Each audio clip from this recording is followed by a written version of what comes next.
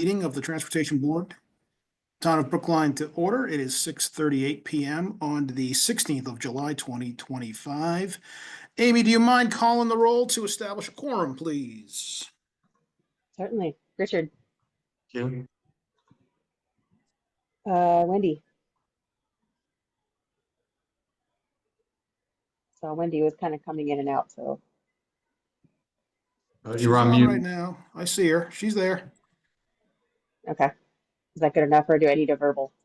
Come back to her. Okay. Len. Here. And Brian. Brian Kane is present. Thank you very much. Again, Wendy, folks, we got you. apologies. My camera is not working, and I don't know why, but in the interest of persevering and moving forward, you're just going to have to deal with not looking at me, which, hey, many would find a positive thing. We will move to our first agenda item, which is public comment.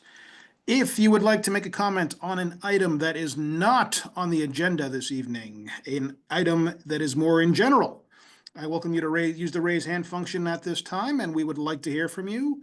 We will take public comment on each individual agenda item, however, so if your comment is on an agenda item, I would kindly request that you hold off until then. I see Michael Jacobs. You can unmute and make your comment if you're comfortable. Go ahead. Thank you. Good evening. Michael Jacobs, 41 Coolidge Street. About a year ago, I attended a meeting here and raised a concern about a danger of cars exiting Coolidge Street onto Winchester Street and the tightness of cars parking very close to Coolidge Street.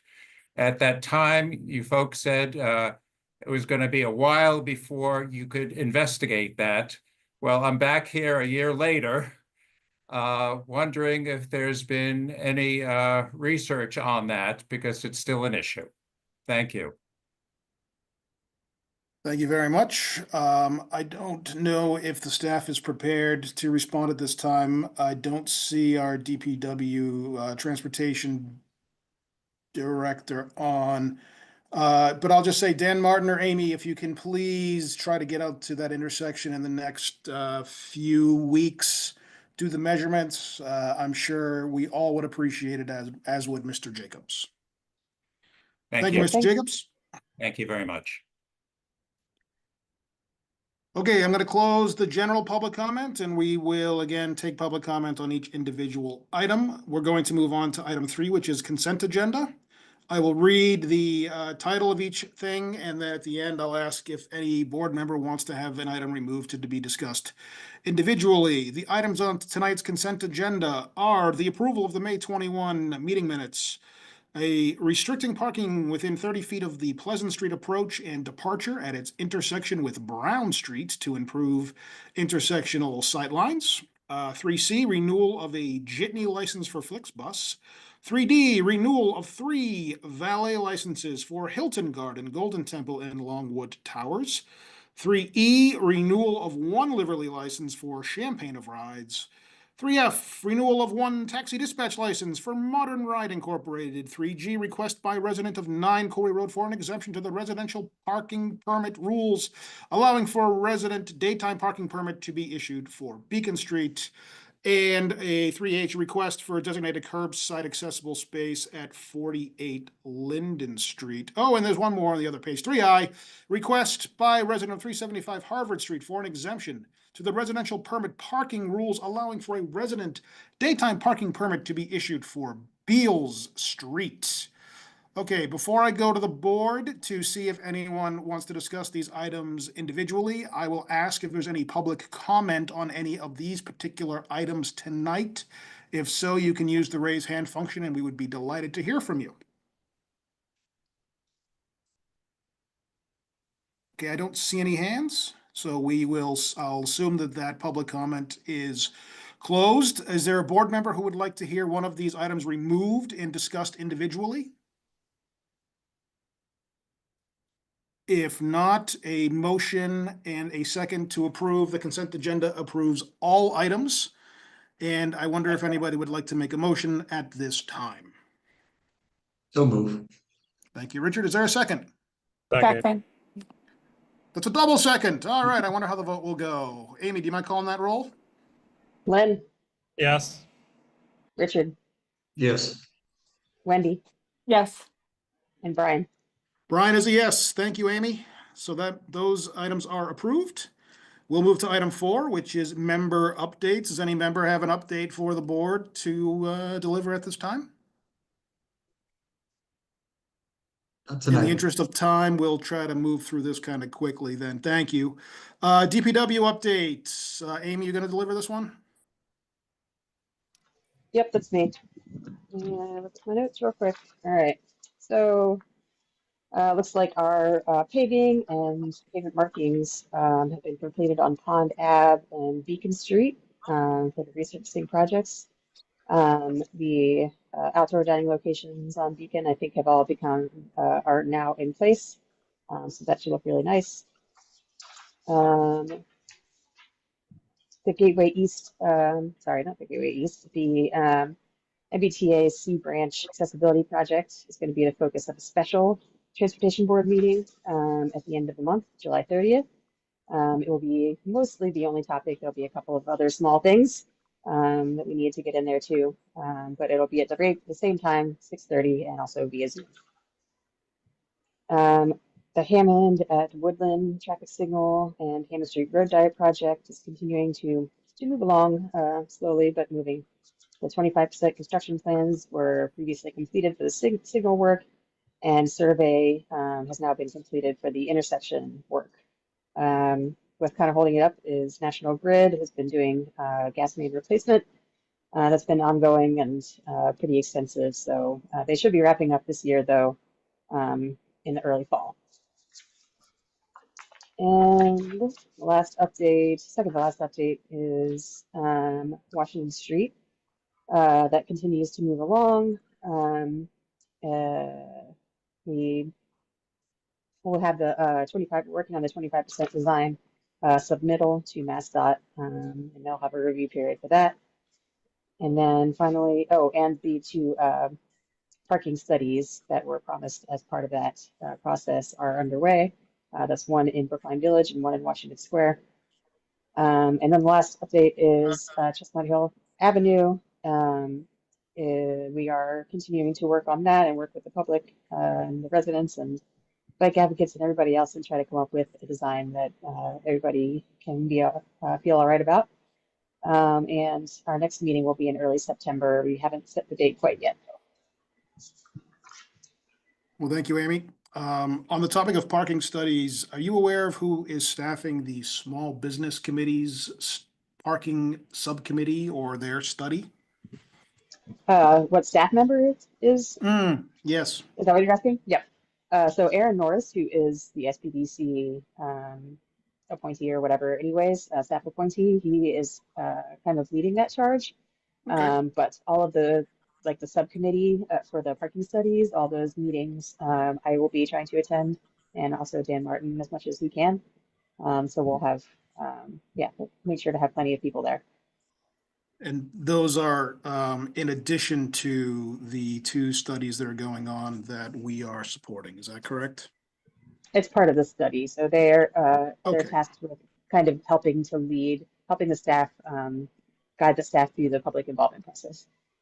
As long as the left hand is talking to the right hand, that's Yep. that's what I'm interested in. So great, thank you.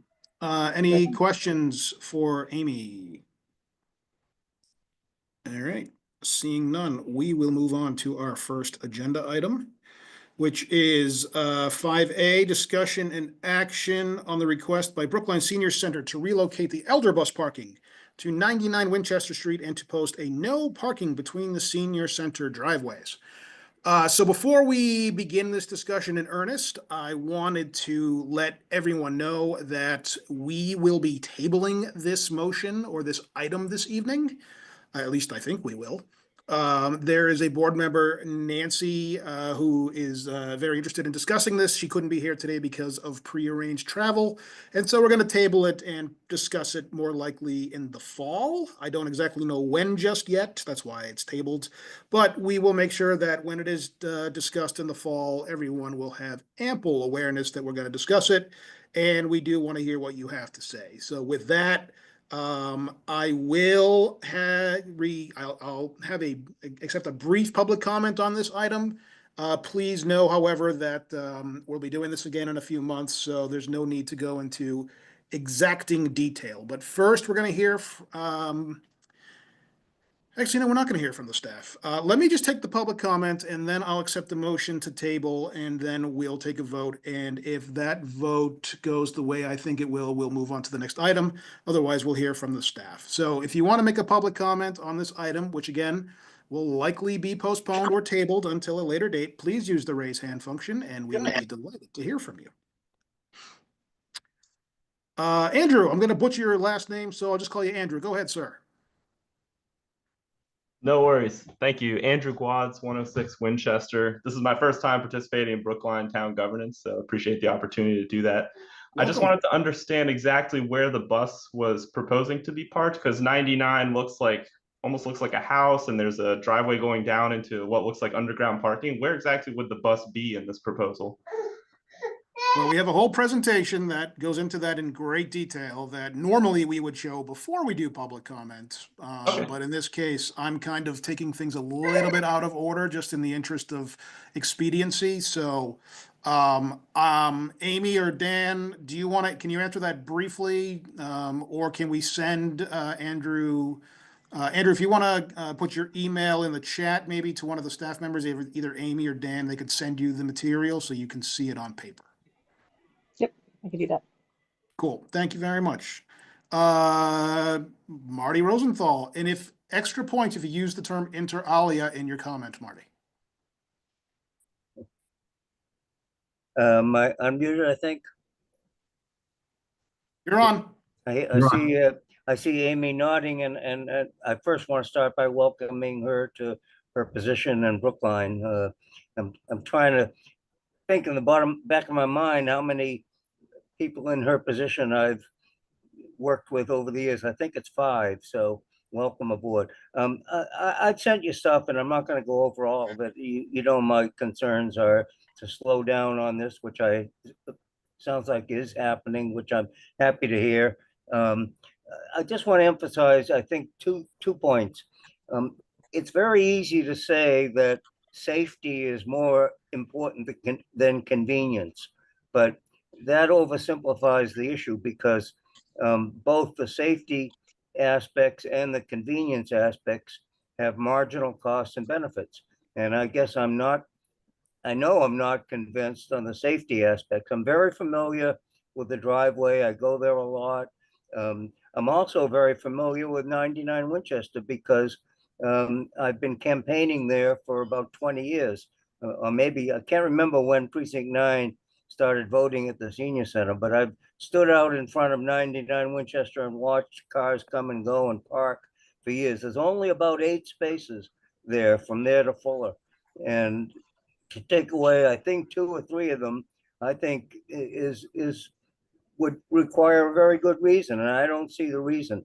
The other point I want to emphasize is I really would like to see discussion about some mirrors across the street on Winchester Street. I think they only cost about $150 or $200 to pull out and see the cars coming from both directions. And the final point is that even this proposed solution, which will make seniors walk further from the elder bus, which is a problem, it still only, I think, reduces 50% of the problem. It is a problem. I know what the issue is about pulling out of the driveway. It's not easy, and I'm very careful when I do it, but even this will leave a problem to the right side when you're coming out onto Winchester, cars going from north to south. So I'm glad it's being tabled. I think you should look more at the mirror idea, and that's about it. Thank you very much. I appreciate all of your service. And Marty, we appreciate all of your service over these many years. Thank you for all you do and have done for the town. Mr. Zemitsky, feel free to unmute and give us your comment, please, sir. Hi, Harold Szymanski. I live at 99 Winchester Street along with four other neighbors who are all on this call tonight. The bottom line is that we feel like you're moving the problem, and suddenly it becomes our problem. It is always a little treacherous to leave our driveway to begin with, to have our vision also blocked by the big van, to then take away those 2 or even 3 spots as a big bus for whether it's caregivers, whether it's just neighbors, workmen, whatever it is. Also, we're just wondering among ourselves, is there simply another place to park the bus during the day? So then that sort of gets rid of the visibility issue. I mean, obviously the bus is not on site 24 hours. It must go somewhere, whether that's down Fuller Lot, Center Street Lot, or farther down Winchester Street. So we think there's another solution other than putting the bus stop in front of us. And one other subtle point here is if you move the bus stop even anywhere, then the current bus stop is I understand, going to be a no parking spot. The reality is I can guarantee you a no parking spot right in front of the senior center will always have parking, no matter what. So on that note, thank you very much for tabling. Thank you very much for listening to us, and we look forward to more conversation about this.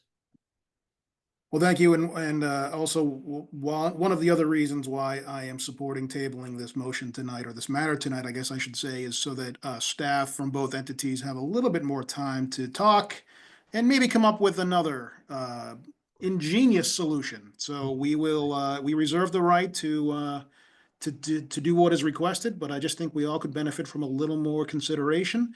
And it's also tough to do these things in the summer when so many folks are away. So I appreciate your comments, Mr. Szymanski. Thank you.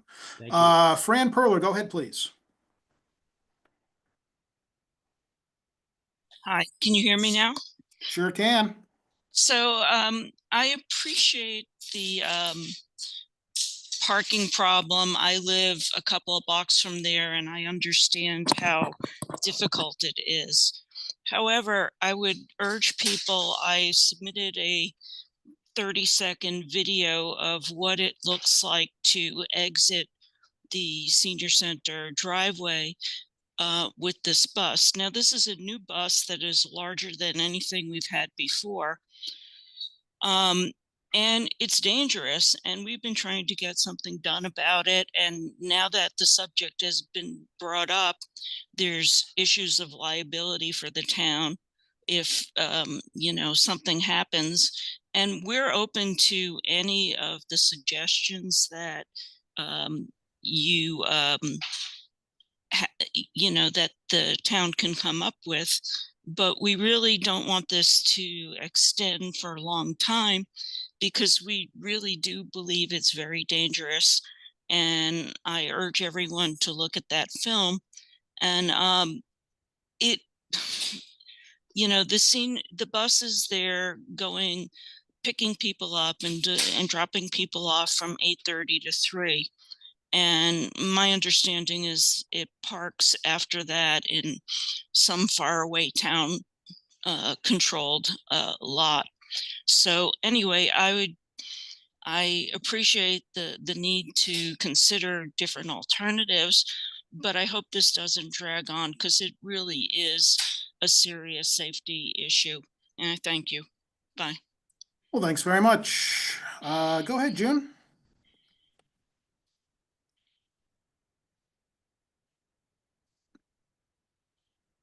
Ms. Nislik, you're going to have to unmute if you want us Yes, to hear that's your what I'm comments. trying to do. There, I did.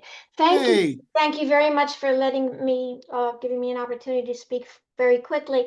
I have a suggestion that might solve both the problem of visibility and safety and would be helpful. I don't know what costs would be like, but if the circular driveway were turned into simply a parking area, if the curb where the bus was made, into a driveway, and then 5 vehicles could go straight on into that area. Certainly there would be room for a bus, and there would be no problem with visibility either from the left or right coming out of the driveway. And I think that perhaps investigating, measuring, I just eyeballed it and I thought, golly, this would solve a couple of problems. And maybe doing a cost analysis between now and the next meeting might be helpful. Thank you. Thank you, ma'am. I appreciate your comments. Okay, and last call on this comment, and then we'll consider our motion to table the matter. Okay, seeing none, Ms. Nislik, I assume your hand is up from before, so we'll close the public comment on this particular item. And at this time, I will make a motion that we lay this matter on the table. That motion requires a second and is non-debatable. Is there a second? Second. Thank you, Richard. Amy, can you call the roll, please? Len, Yes. Richard, Yes. Wendy, Yes. and Brian. I'm a yes, so this matter is laid on the table. It will be brought up at a subsequent meeting in the fall. And again, we'll make sure everyone is alerted to that. So thank you. There'll be no further action on this item this evening. We'll move on to 5B, presentation of the Q3 Gateway East Bus Lane Pilot Metrics Report. Now, we received about a 750-page slide deck on this, folks. We don't have forever. So if we could please try to limit this to 15 to 20 minutes, I would really appreciate it. Thank you. Ms. Boddy, I believe you're going to give this one to us. Great, thank you so much, Brian. Let me just get my screen share set up and certainly hear you on the time constraint. I think we can get through this in 5 or 6 minutes and then have a couple minutes for any questions. God love you.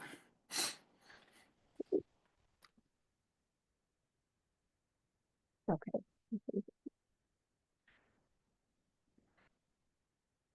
Great. So thanks again for having us here tonight. Is this screen visible? Just want to make sure. Blinking on my end. We can see it. Great, thank you. So my name is Eileen Boddy. I'm a project manager with MBTA's Transit Priority Team, giving the Q3 update tonight. We do have a very long slide deck, and we presented a much longer version of this Q1. But Q2, we cut that down to a much shorter time frame. Tonight, we'll keep it pretty brief as well. But I did just want to note for anyone interested in additional details beyond what we present tonight, there are about 100 slides in the appendix that cover the project background and also all of the details of the metrics analysis. So just wanted to note that that's in there that we won't cover. And so we're reporting on Q3 tonight. This ran from February 1st to April 30th. We'll be back to report on Q4 next, and then we'll conclude with a final report. In terms of project status and operations, we do have an update on the transit signal priority. These slides were published for end of June before we had this new update.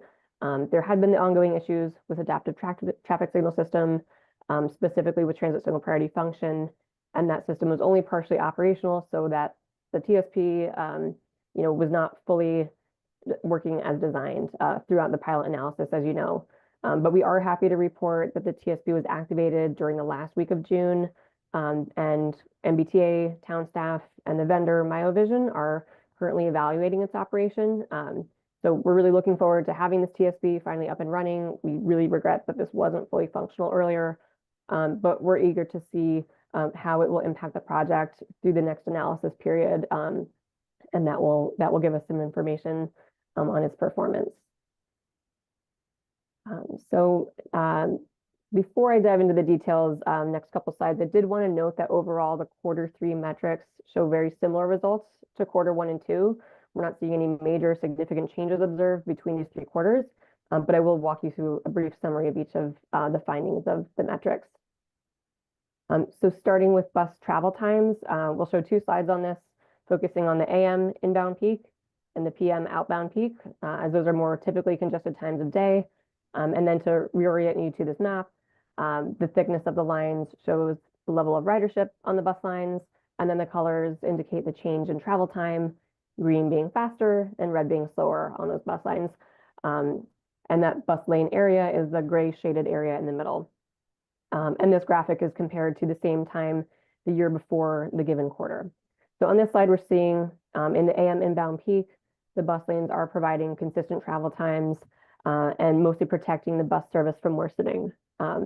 Overall, it's generally consistent compared to last quarter, where we're seeing improvements within the bus lane and consistent or slightly slower speeds outside lanes.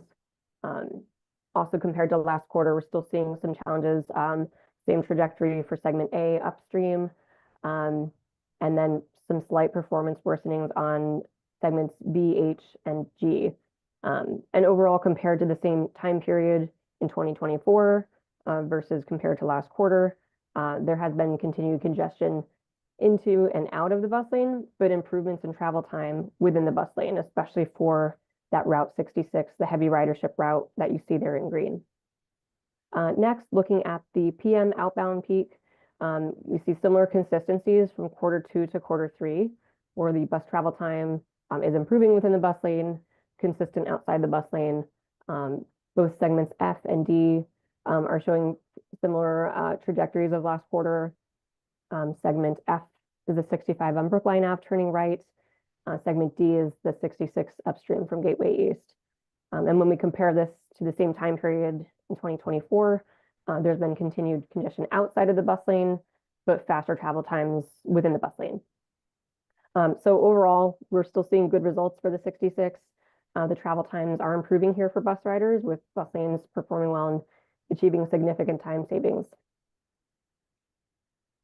Vehicle volumes and speeds remained similar to quarters 1 and 2, with here an average volume increase, very minor of 0.6% on average throughout the study area, and most observed speeds decreased.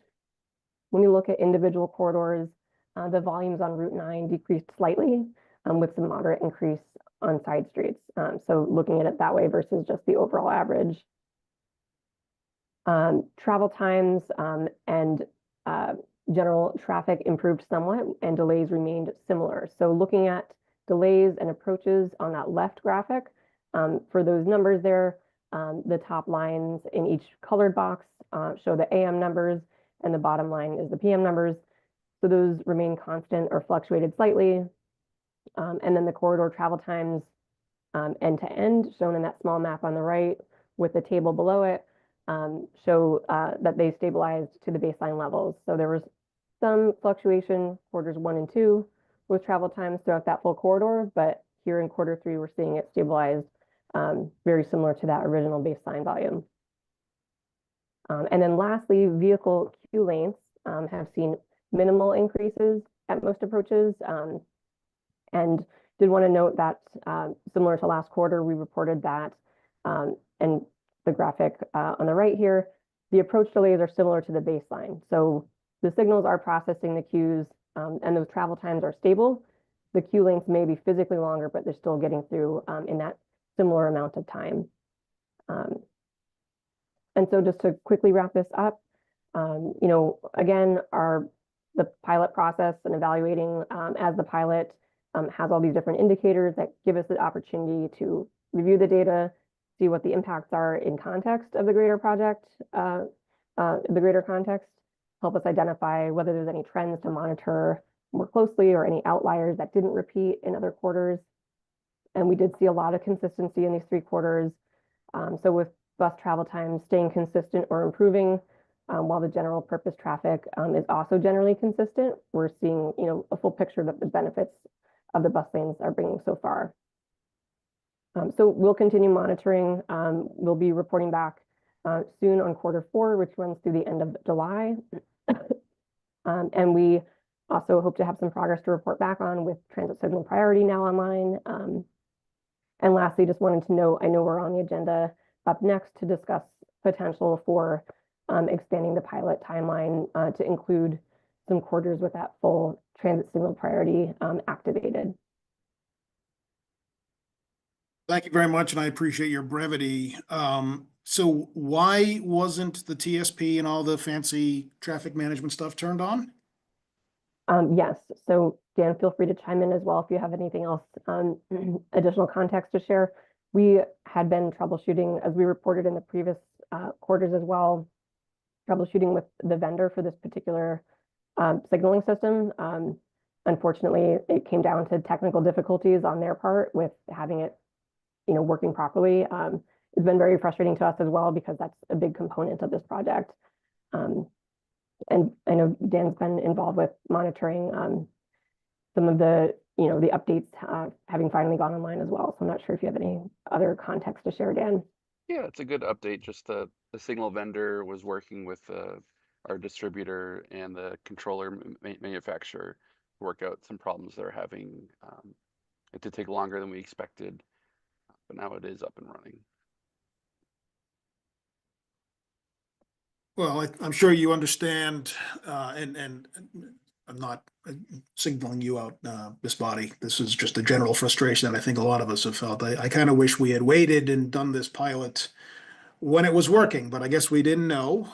But I do feel like we've kind of wasted several months here testing something that wasn't up to snuff. And that's very frustrating, and it's just very frustrating. The other issue that's come up in a lot of the public comments that is around enforcement. And I know that the police department has not been enforcing for a variety of reasons. I don't know if you can comment on the authorities' plans around automated enforcement at this time. I know that legislation was only recently passed and it was working its way through your board of directors, but is there a plan at some point to turn that on in this corridor, or how would that work? Sure. So, and definitely, certainly hear the frustration. We're frustrated too for not having that signal priority fully online, as you can imagine, and appreciate all of your patience continuing to hear these updates. With regard to the automated enforcement, that is something that we are excited to know that is advancing. I don't have more detail to share tonight specific to how it would work on this corridor. This is something I could loop in Alex to speak more thoroughly to, but this would be something that theoretically could, the bus mounted camera enforcement could address any bus lane blockages along, say, like the stopped at the bus stops, or some of the other movements through this area. So that will open some opportunities for increased enforcement beyond what the local precinct can conduct. And I'd be happy to have Alex follow up as well. But I think just wanted to reassure that that is coming. And I think that would be, something that we'd be happy to speak with police department about as well, if they haven't been briefed already. I think when you come back to talk about the fourth quarter, it would be helpful if Alex could come and just mention that, because obviously it's been another source of frustration for folks like me that want to see this succeed, seeing folks not following the rules and yet knowing there's no enforcement. I understand why they're following the rules. At the same time, I want to keep an open mind and wait till take in all the data. But without having all of the components, I feel like we're kind of testing almost the wrong thing here. So, we haven't had enforcement. We haven't had the TSP turned on. It's coming. We continue to sort of run this experiment, however, in suboptimal conditions. And I guess that's just, there's no such thing as perfect information, but I just do feel like we're spinning our wheels here a little bit. So I'll tell you what, Amy or Dan, do you want to do, or is it included in this? Is the request for the extension included under this item? I did that as a separate item. It's a separate item. So why don't you do that now, and then we'll have a public comment on both of these items together because they're inextricably related. Okay. So move on to item 5C. So because of the TSP system, which wasn't active the first 3 quarters, and now that it is activated, we only have half the quarter and school is out of session. We want to asked the board if we could extend the extension for 12 months.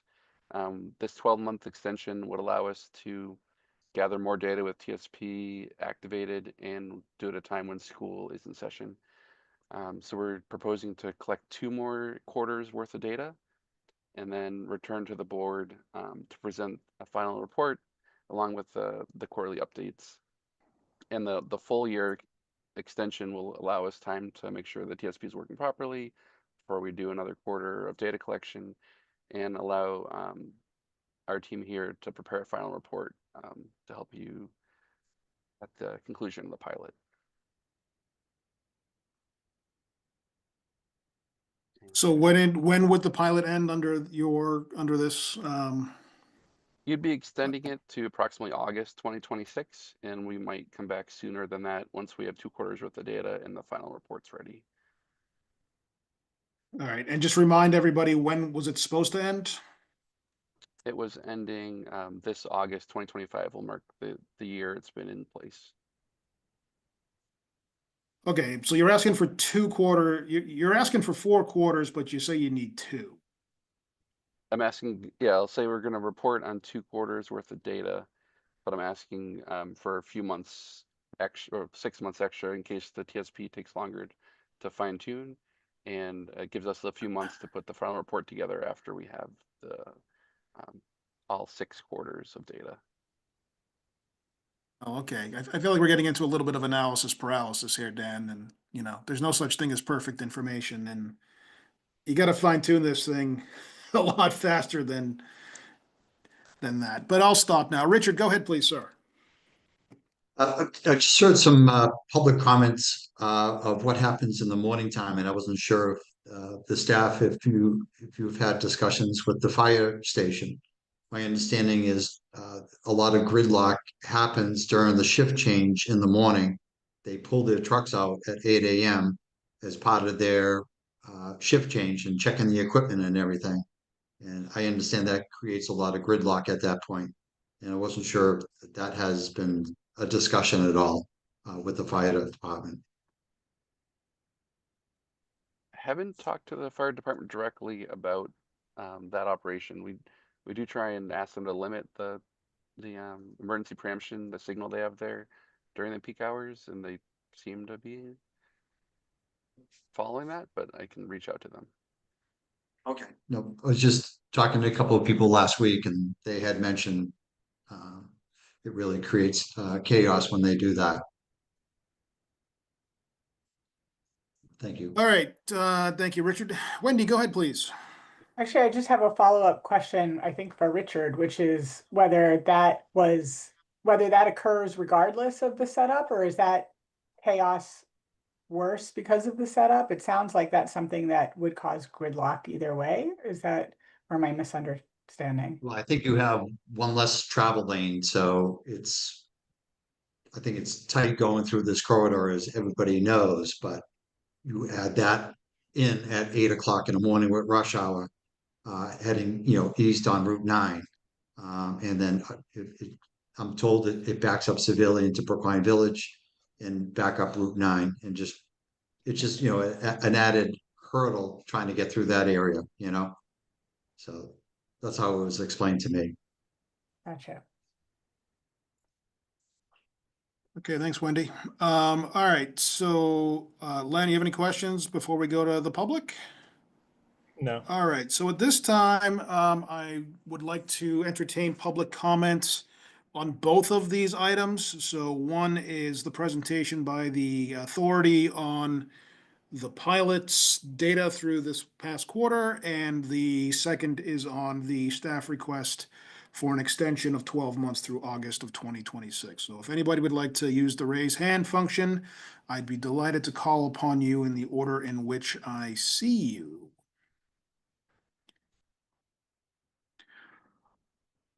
Jesse Hefter, how did I know? How did I know, sir, that we'd be hearing from you tonight? I'm delighted to welcome you, Dr. Hefter. Please make your comment. Brian, thank you. How are you? I'm well, sir, and thank you. Thank you. So I wanted to just reflect on a PowerPoint presentation I sent in a couple of weeks back about the chaos at Gateway East, the lack of following a traffic pattern by the people driving through, the poor signaling that causes the cars coming down Washington Street to back up through the intersection as they're trying to curve through and the light changes, and the pushing, and as was seen in the presentation that was just given, any increase in side street traffic is probably unwelcome. It'll cause unintended consequences, and there was a slide just shown that shows a moderate increase in side street traffic. The PowerPoint that I sent basically shows that at almost all times of day, the backup, generally speaking, certainly what Richard was saying about the 8 a.m. Backup is a known, thank you, but that you're sort of sitting at the Homewood Suites if you're coming to that intersection going eastbound. That causes 2 to 3 light cycles before you get through. I know it because I do it. The second problem with it is that the cars that are coming in the right-hand lane scooch down as far as they can before the sign changes. And then what they're depending upon is people's generosity to allow them in as they all put their left lane turn signals on. Some cars let people in, and some cars continue to roll forward, as we all know, and they end up sort of down at the new development at the corner at the red light, sitting there with a note, "You're not supposed to be here" sign, with no bus in sight.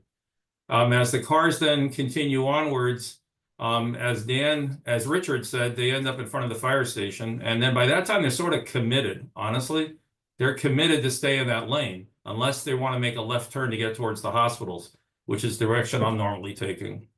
In that space, I showed some photographs in the PowerPoint about cars doing, pulling in much sooner than the painted lines where the yellow slashes are. Dan Martin, that are painted, they're all worn out. About 50%, because that's where the cars drive, regardless of the navigation pattern that we've allowed them on the street. And of course, as you said just earlier, Brian, there's no enforcement. So what it's sort of producing is this chaotic situation where people coming down Washington Street continue right through the end of their light and end up blocking the westbound traffic. They finally drain in. And then cars, sometimes only a few get through going eastbound before the light changes to red again. The few cars that do take their right onto High Street, fine, they stay there, but that's a very, very small number of cars compared to the total volume. And as the slides just showed a couple of minutes ago, the volume of cars has slightly increased. And slightly, even if it's a 0.5% or 1%, that's not an improvement in handling traffic or calming the traffic or moving the traffic. It's basically the situation getting worse.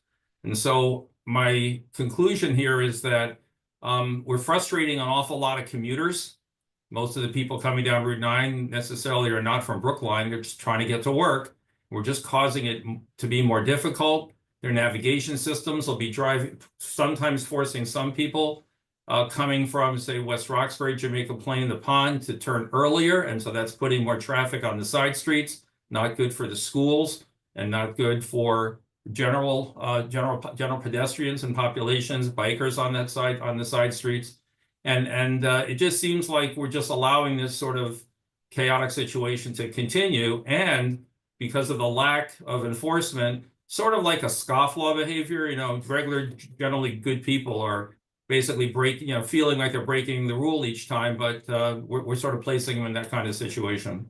So I appreciated, the time to share the comments that were embedded within the PowerPoint I sent. That's not a isolated day. It just happened to be one day as I was driving through. I stopped and took photographs as I was driving. Thank you. Very much, Dr. Hefter. Always appreciate your comments. And thank you, David. And thank you for you and Dan Martin for following up on the signs on Williston Road. We noticed just recently that they've been changed, and we appreciate that. Thank you. My pleasure. I didn't do anything, so it's easy for me to say my pleasure, but I'm glad that worked. David Eisenberg, go ahead, please.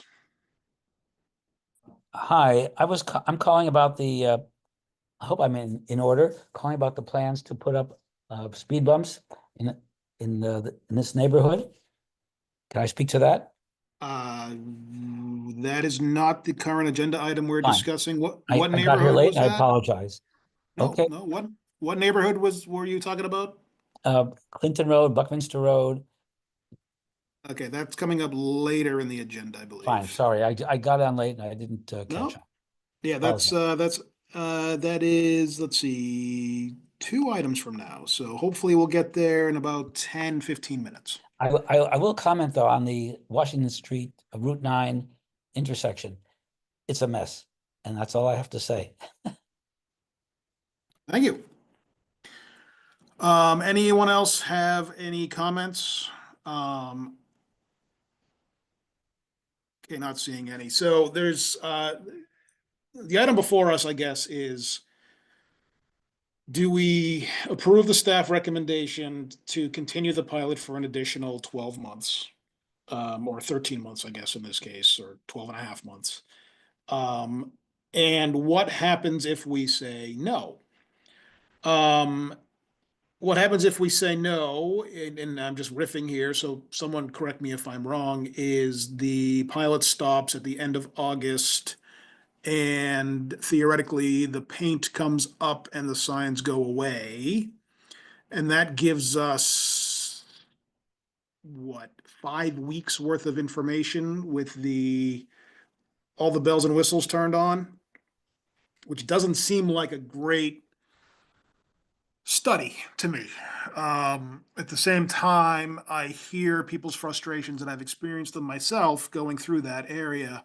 I just feel like we kind of screwed this whole thing up when we rebuilt Gateway East and put that dedicated bike lane all the way on the right. And now we're trying to put a bus lane. She wanted a bus lane in, and also putting a left turn lane in. So, this is one of those situations where we wouldn't design it this way from the beginning, but here we are. And I don't really know what to do except to sort of keep doing the study for another couple of quarters, at least through the end of the calendar year, so that we get some information when schools are in session and maybe there's a little bit of snow on the ground or cold weather conditions. But at some point, this thing has to end. And I committed to the select board that we would do this for a year. And now we're sort of saying we need to go greater than a year. And I'm going to have to go back and talk to them about that. So I'm of 2 minds here. So Wendy, Richard, and Len, you're going to have to help me figure out my own thinking here. So fire on ahead. Well, I think, as much as we're trying to support this pilot, I think we need to look at it in if we extend it for half that time and then review again in December to possibly extend it the additional 6 months, what we're looking for. I think a lot of negative public comments and everything around this, and obviously, as you had mentioned, Brian, we really didn't have the pilot, all the things in the pilot ready to go. But I think we have to kind of balance it between public opinion and and ideal goals of what we're trying to achieve here. So I'm in favor of extending this to the end of the calendar year, and then revisiting and have some data to review, and then make consideration at that point for additional 6 months. Thank you. Richard. Wendy, go ahead, please. Yeah, I think I'm sort of where Richard is. I feel like maybe 2 quarters worth, and if it seems like we are learning a lot and seeing a lot, maybe that's enough. I mean, I think Dan kind of said that the same thing backward, in the other way, that if we're getting good data and we see things, then maybe we don't need to continue. But I feel like maybe we do it the other way and say, let's do 2 quarters. And if we're still having trouble with the data, or we can't make heads or tails of it, or something else goes on wrong, or there's some compelling need to extend, then we can extend. But if the lights are working properly, we're collecting the data, we're able to see trends in a way that we don't question, then hopefully that's enough. I don't think it ties our hands, right? To do that, It if we seems- can extend That it seems again. reasonable. Yeah, Len, go ahead, please, sir. I had a question for Dan. You had mentioned that there may need to be some additional tuning on the TSP. Is there a certain date that you're going to shoot for to say pencils down, we're not going to make any more changes? And will that point be delineated or noted somewhere? So the system is kind of adapting, and there's the MyoVision can make tweaks the whole time. So right now, like they've added 10 more seconds of time at Pearl and 10 more seconds at Brookline Ave to try and help prevent the congestion we're seeing at the Brookline, that High and Washington Street intersection. So there's little adjustments like that I think we might be making. So I don't know if there's like a dead stop where things don't change, but the biggest difference now is for the Transilien Priority, the signal wasn't reading where the buses were and trying to provide greens when they approach the signal. Now that system is online, and it's going to be trying to adjust so the buses do get a green when they're approaching the signal in the bus lane and as they approach it from outside the bus lane. So that part is what's the biggest difference now. Okay, thank you. I'm also in agreement that we should continue the study, but not much longer. Right. I think I think there has to be an endpoint. Otherwise, we can just keep doing this forever and fine tuning forever. So, Wendy, does your hand up again? Yeah, I actually have Oh, good. a question. Dan, so with the priority light changing, is that usable whether there's a bus lane there or not? So if things are put back or restructured, will they still be able to get a priority light change? The signal equipment will remain in place so that there will be able to give some priority to the buses, but from our previous talks with the MBTA, for a good system, you really need both the bus priority lanes and the TSP. I don't know if you want to add anything, Elaine, about the need for the combo. Sure. Yeah, just kind of in simple terms, the bus lane does help the bus be able to use that TSP phase. If there's something in the way where it's not able to navigate around the cars, such as being in mixed traffic, it just wouldn't necessarily be able to benefit from the signal quite as much. So. And just to talk about the timeline, if we are going to have 2 quarters of data with the TSP active and school in session, the 2 additional quarters would probably be September to November and then December to February. So that would bring us two more quarters of data. And then if we had a month or 2 to put the report together and finalize it, and if the sentiment of the board is for changing the bus lanes substantially, maybe we could look at how queue jumps might function or how this might look with some modifications. So in your original vote, or I should say the original Transportation Board vote for the pilot was to look at each direction separately. So there could be a world where the westbound stays in place where there's 3 travel lanes, and the eastbound has a drastic change because there's only 2 lanes heading eastbound. So that is something you laid out in the beginning of the pilot, that the vote should be taken separately. So you're saying you need till at least February of 26, and then a month or 2 to do the work. So April, May. So can we say May of 26? We have to make a decision in May of 2026. Does that seem reasonable to everyone? But we'll still get a first quarter report, like we'll get an interim report before that, so we'll have a sense of how it's going. I believe we'll continue to get quarterly reports just like we did, I think. Yep, I think we're on schedule for quarterly reports. The TSP is active now, so it's worthwhile getting more data. And the MBTA is working to switch the consultant working on the reporting. So I don't know if that might delay anything a little bit, or if that's on schedule where we could keep the quarters coming in Would that, do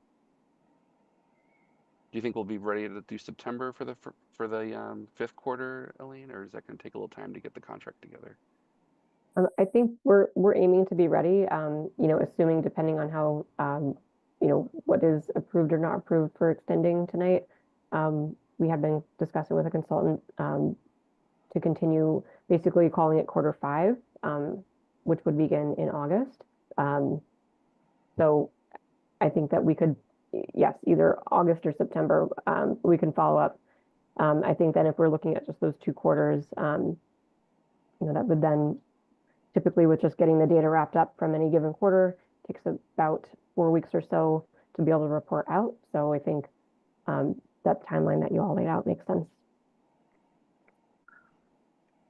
Okay, let me just saying that I'm going to say it here so everyone hears it. So this pilot will end in February of 26, and we will make a decision whether or not it continues, or at least a recommendation to the select board whether or not it continues by next May and no later. So there are no more extensions. There are no more changes. This we have to make a decision, and we're gonna have to make a decision based on what we got. So I think you all understand that. So okay, so Richard, I'm gonna come back to you and see if you wanted to make a motion to put into a motion language what you suggested based on that. I'm still a little puzzled in the sense of that we were talking like the end of the calendar year, but now we're 3 or 4 months beyond that. So knowing that how the quarters work, we're in a quarter now where the light signals are all working as planned, correct? Yep, but the school is at a session, so traffic's much lighter than Schools, normal. but school's light. I get Yeah. that. Yep. No, I So agree, Dan. Sorry. The thought was September is when school's back in session. Right. And then we need to compare the next 2 quarters to really actually see if it's moving in the right direction. So I feel like we're cheating a rock in a hard place, Brian. I think, we have to, but, we got to give it due diligence as much as, I'm uncomfortable with it because of, all the drivers and, in public comments and everything that we've been hearing. But I'll support, running the pilot through February and, and want to make a motion on that. And then we'll review the data at that point, and hopefully we're having much better success. Can the vote happen in May 2026, or the consideration of the board on the pilot? Okay, yes, and the vote take place in May of 2026, but yes, Dan. That's my motion. Run the pilot through February and cast a vote on the reviewing of the data in May of 26. Yeah, no later than May of 26. Okay. Dan, is that clear for the minutes? Amy, is that clear for the minutes? Yeah. All right, is there a second to that motion? Second. Thank you. Mr. Martin, can you call the roll, please? Wendy? Yes. Brian? Brian's a yes. Len? Yes. And Richard? Yes. Okay, that is approved. Thank you. Thank you, Ms. Body. Appreciate your time this evening. We're going to move on to our next agenda item, which is item 5D.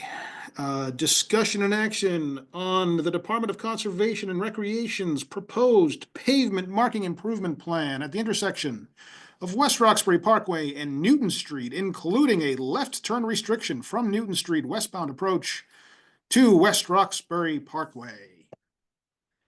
Who's got this one, folks? Right. I have this one. So the Department of Conservation and Recreation recently paved their portion of West Roxbury Parkway, which intersects with Newton Street. And what they're proposing is a similar design to what the town had come up with in 2015 to improve the intersection. Right now, it's a fairly wide intersection. and there's restricted sight lines on Newton Street. You have a hard time looking left. It's very hard movement. So in our proposal and also the pavement marking proposal here, we're looking to restrict the left turns from people on Newton Street that would make a left onto West Roxbury. And then the pavement markings will tighten up the intersection to help direct traffic and hopefully slow the traffic down as well. And we do have representatives from DCR on tonight that can go over the proposal in more detail. Is it Rob King, I hope? I think we have Manuel. Actually, I don't see him in the audience. If the folks from DCR could raise their hand, we can promote you to co-host. I see Jason Santos has raised his hand. Hey, Dan, how are you? Thanks. And we have Manny Perez also. Manny, do you want to raise your hand, please? Oh, there you are. Hey, Manny. Hey, folks. So I'm Jason Santos, Director of Transportation for DCR. Manny is the head of our Parkways section. And Manny, if you could unmute and sort of walk this group through the proposed line striping, please. Oh. All right, can you hear me now? Yes. Yep. Sorry, I did it. Oh, okay, give me a second here.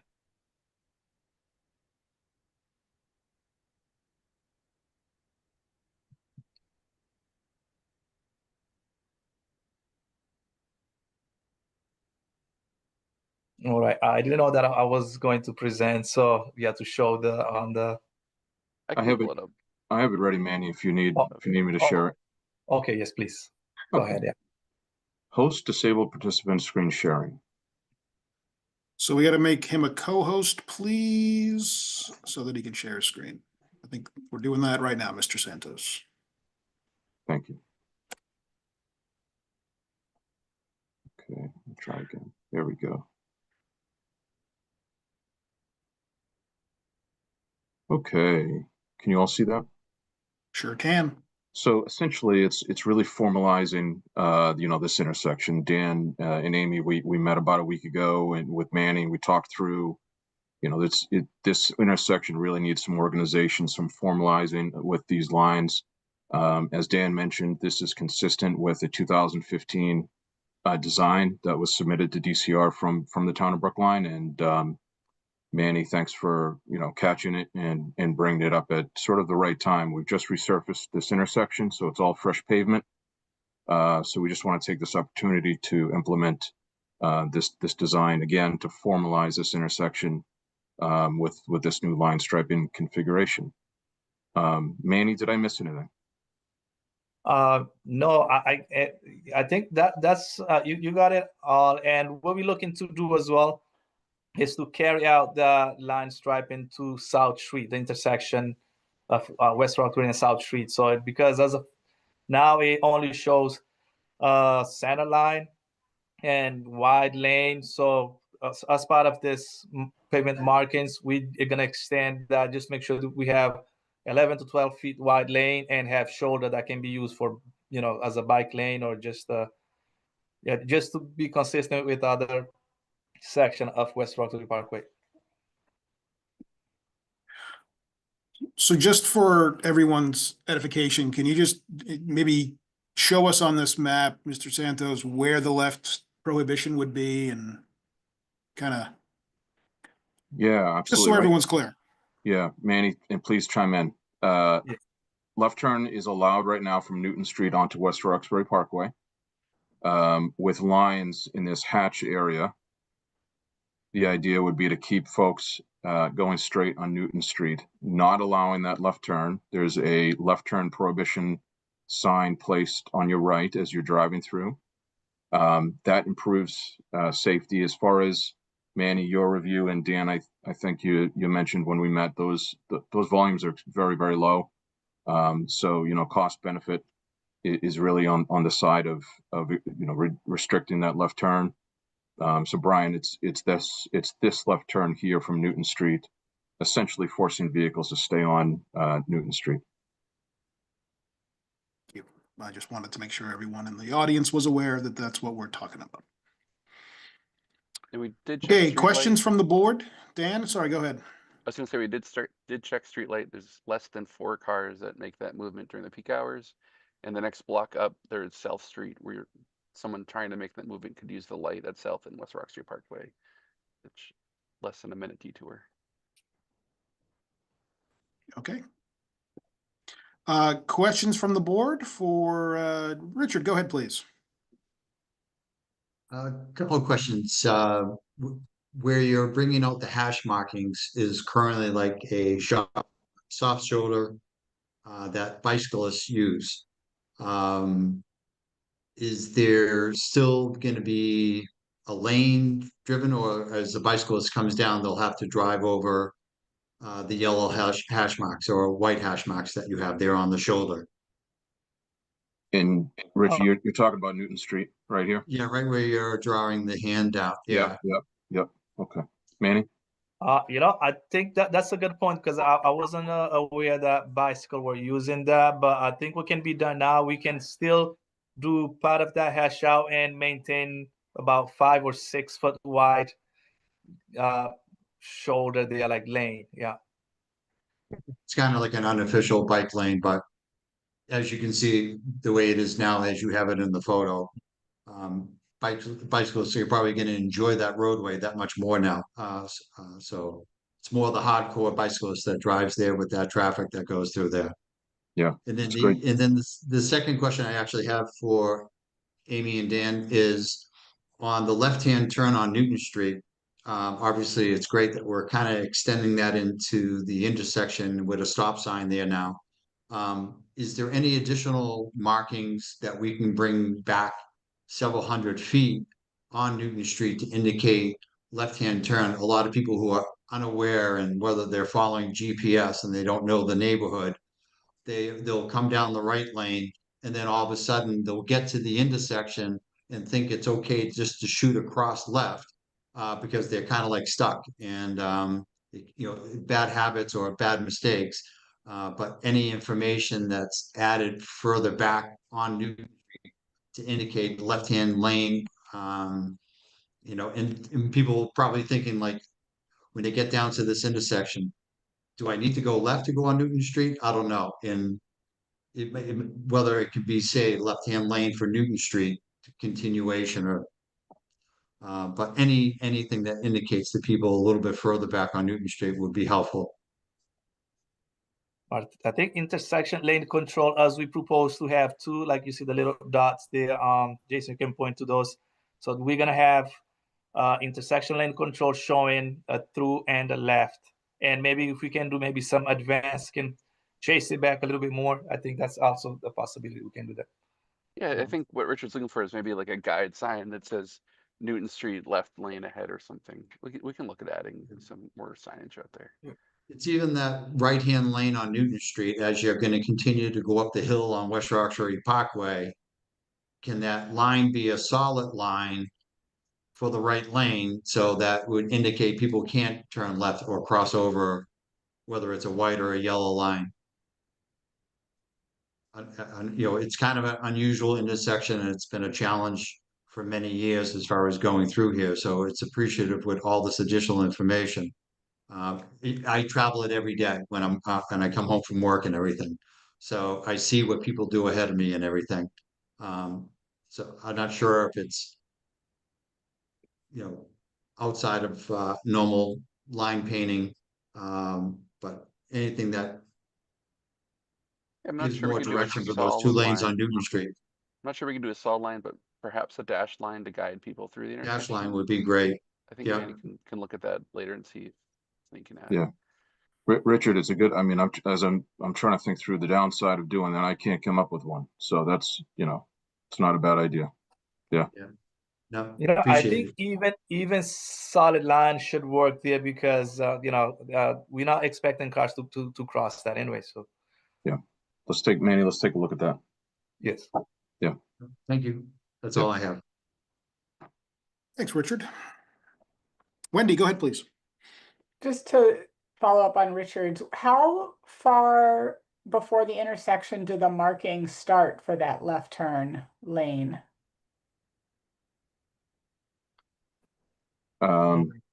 It's as drawn, I believe, Manny, right? And I don't have this dimension. Because that's within the town of Brookline, but I don't mind. Normally, we do that like in every intersection. We go to other jurisdiction, and I can chase it back. Let's say at least 180 feet, or just as of now, if we don't have those legends, those arrows on the pavement and onlys, I think when we go in for this stripe, and we can implement that. We can chase it back like to 180 to 200 feet back. Yeah, I guess I mean, Richard, is that what you're saying? Like if we were able to start that sign, the marking sooner, would that? Yeah, achieve because your like when goal? it's heavier traffic and all of a sudden the cars are stopping for that left-hand turn lane, people need to be educated whether they need to be over in the left lane sooner. That's, Right, so it's sort of the that's what same thing happens. that's happening on Boylston that people are complaining about, that the signage to go into the left lane, that the right lane is right turn only, comes quickly, and then people are trying to get over. So maybe if it can start Yeah. sooner. Yeah, right now there's no markings on the pavement at all. Yeah. So it's appreciated to have this, but any extension further back would be very helpful. And Richard, I think you were talking about possibly adding a sign as well, left turn to get on Newton Street or something. Maybe Dan, yeah. maybe Yeah. Dan, tomorrow we can connect and kind of talk through that, if that's okay. Definitely. And especially Glenn, go ahead, in this please.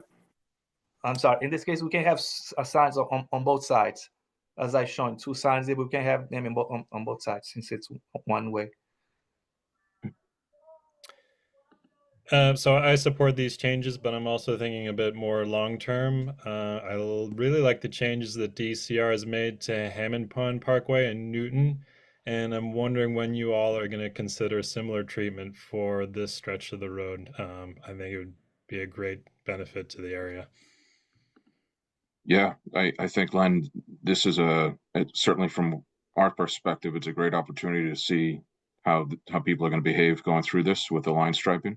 And hopefully it's a win. Hopefully it's very successful. And then, I think that's something that can certainly lead to something longer term, something a bit more durable than lines. I think that'd be a great next step. I don't know as far as time frame. Manny, I know you're working on a West Roxbury Parkway, kind of scoping something for the future. I can't tell you now how close in the future, but we're evaluating. We've got a list of parkways we're evaluating and seeing how they can fit in our capital budget every year. But this will definitely give us some great information. Thank you. I do have one more question. I Go got ahead, to lower Richard. my hand. The lanes, the vehicle lanes, are the vehicle lanes changing at all, or is it just going back to what they currently are, whether they're 11 feet or 12 feet? I'm not sure what they are on the West Roxbury Parkway. Yeah, it's pretty. but- I'm sorry, No, Rich. go ahead. It's pretty informal right now. So Yeah. that's a tough question. It should be an easy question to answer, but because it is so informal, there's really a lack of lines out there right now. That's the whole point. That's what we're trying to prove upon. But I could take a quick. I know Newton Street is Brookline's responsibility as far as the line painting and everything like that. But as you go through this intersection, traveling on Newton Street, you kind of lose what is there for a soft shoulder for a bike lane on that Newton Street as you go through there. And this is probably more about asking, are the lanes on Newton Street able to be as tight as they can be allowable? That will kind of increase the shoulder to make it possible safety for a bicyclist because there's not much of a shoulder there. And this is Newton Street I'm talking about on the bottom part of the screen. Yeah, I think every one of the 4 corners certainly going to be tightened up dramatically coming into this intersection. Just by just the screenshots I just took, the measurements I just took, I was getting 20 feet thereabouts. From a formal center line to the edge of road. And so I think producing a formal plan like this will help to hopefully slow folks down and in the way of reducing lane widths, feeling a bit more, like I'm in the right space. I don't have the freedom to speed like I normally would in a 20-foot lane. Yeah. Now, anything that is consideration as far as just a bicyclist going through that intersection on the Newton Street, heading up the hill to on the West Roxbury Parkway over to Putnam Circle.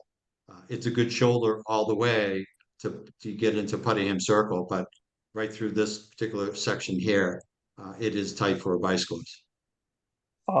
If I can add here, as per the Google Earth, it looks like, because I'll be on site, I'll be doing the layout for this. Definitely gonna keep whatever we have for shoulder. If it's wide enough now for bicycles to use, I'm gonna try to, even if we trying to keep the roadway, even if we have to go back to like 10.5 or 11 feet wide for the lanes, just to keep the shoulder with the same. We're not gonna make it any worse than what it is. So we're gonna keep whatever we have out there. Yeah, so I see that. I see your point, and I have that in mind, but I'm not concerned because since I'll be out there with the contractors doing the line striping, so I'll take care of that in the field. Thank you, Manny. Yeah. Thank you. But Yeah, could we it- love it- smaller lanes here in Brookline, so don't be shy. Okay. I mean, could it be marked for bike lanes, or that's a whole other level of approval?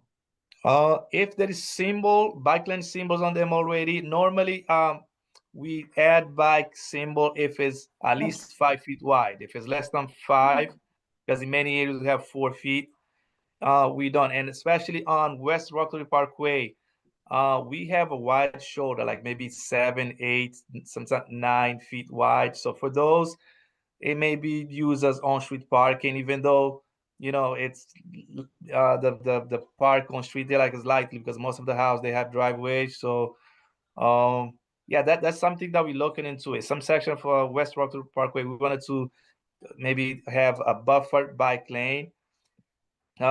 With the shoulder width that we have, it's enough to create a buffered bike lane. But if it's only if we don't create any buffer, I don't think it's advised to have a bike lane on the 9 feet wide shoulder. Bike symbol on the wide shoulder.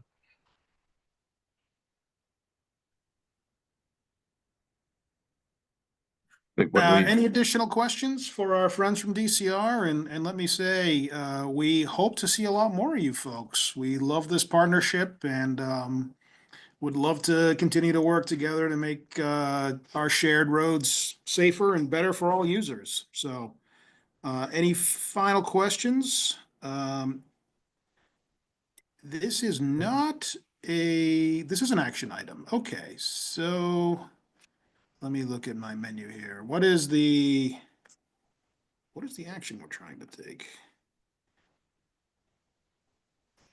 Approve the concept and Just a design. left turn restriction. Is it yeah, I'm just trying to That's find the the only language. regulation change. I want to make sure I get the language right. Anyone have the language in front of them? Because of course my thing is Proposed pavement marking improvement plan at the intersection of West Roxbury Parkway and Newton Street, including a left turn restriction from Newton westbound to West Roxbury Parkway. and of course my my memo just came up. So, all right. You want me to Does put it in anyone the have a chat? motion to that effect? Move. Thank you, Richard. Is there a second? Second. Amy, why don't you call the roll since you're unmuted? All right, Len, Yes. Richard, Yes. Wendy, Yes. Ryan. Yes. Thank you That so is much. approved. Thank you. Thank you so much. We Welcome. hope to see you back No, here real thanks, soon. Jason. Have a great Thank night. you, Manny. Thank Okay, you. thank you. Yeah. All right, bye. All right, we're going to move on to item 5. Where are we? 5F? No. 5E, discussion and action on proposed traffic calming for Beaconsfield Road. Buckminster Road, Clark Road, Clinton Road, and Tappan Street. Who has this wonderful agenda item? That one's me, and I guess my cat too. And your cat, lovely. Yeah. It's always getting in the show. Yeah. He likes to be center of attention. Here's all the voices. That's right. Must be Brian's voice. You didn't hear my dog bark earlier. No. He smelled All your right, cat everybody somehow. see the, yeah, probably. Everybody can see the slides? Yep. Yep. Great. So I'm just going to give a little bit of context and history for those who don't have it. So we updated our policy recently. We had one that had originally been made in 2012, was updated slightly in 2018, but eventually at some point the demand became too great and we wanted to rework it. I'll go quickly through what those changes were. But along with that process of prioritizing traffic calming, we also ended up with annual funding, CIP funding, capital improvement plan funding. So that's great. Got 43 projects received some kind of treatment so far through traffic calming. So the new policy, we're really trying to just streamline the workflow to process requests faster because they were coming in faster than we could handle them. And so our list was growing instead of shrinking. We're also trying to use new data sets that we didn't have in the past to prioritize streets and identify streets and prioritize them based on need. Also trying to speed things up by reducing the cost of design and construction by focusing on speed humps where appropriate and other quick build solutions. And of course, we need to take another look at the public engagement to make sure that was right sized. The previous policy required at least four public meetings. We thought that we could shrink that a little bit. This is just a quick kind of flow of how things are intended to go with the new policy. We look at all the streets in the town, identify the ones that are eligible for speed humps, get data on those streets and prioritize them based on the need, which also includes requests that might be associated with different streets. And then we try to form clusters of that we'll implement so that we're not putting speed humps on one street and then people just go to the adjacent one to go around the speed humps. Develop these plans. We have our neighborhood meeting, which we've already had for the proposed project that I'll be showing in just a moment. And then we bring it to the Transportation Board for approval. This is just a quick map kind of showing an idea of like the streets that we're focused on for traffic calming. It's primarily the blue, but also purple are the ones that are eligible. These are the lowish volume streets. Some are a little higher volume, that's like the purple ones, but they're not like the big arterials, Route 9 or anything like that. So this is the first project cluster with the new policy. So I'm going to go through kind of how we got there real quick. This is the criteria that we've used to score each of the streets. Looking at the 95th percentile speed, that's like the speediest of the speeders. Looking at nearby land uses such as schools, medical buildings, and things like that that would be known to generate pedestrians. Pedestrians are more vulnerable, obviously, not being inside of a car, so we want to pay attention to that.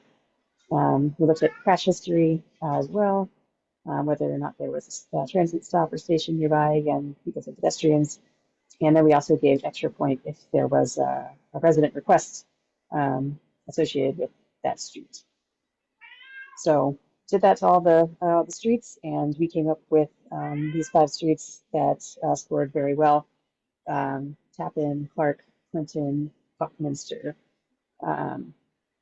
and Beaconsfield. Sorry, it's like that's only 4.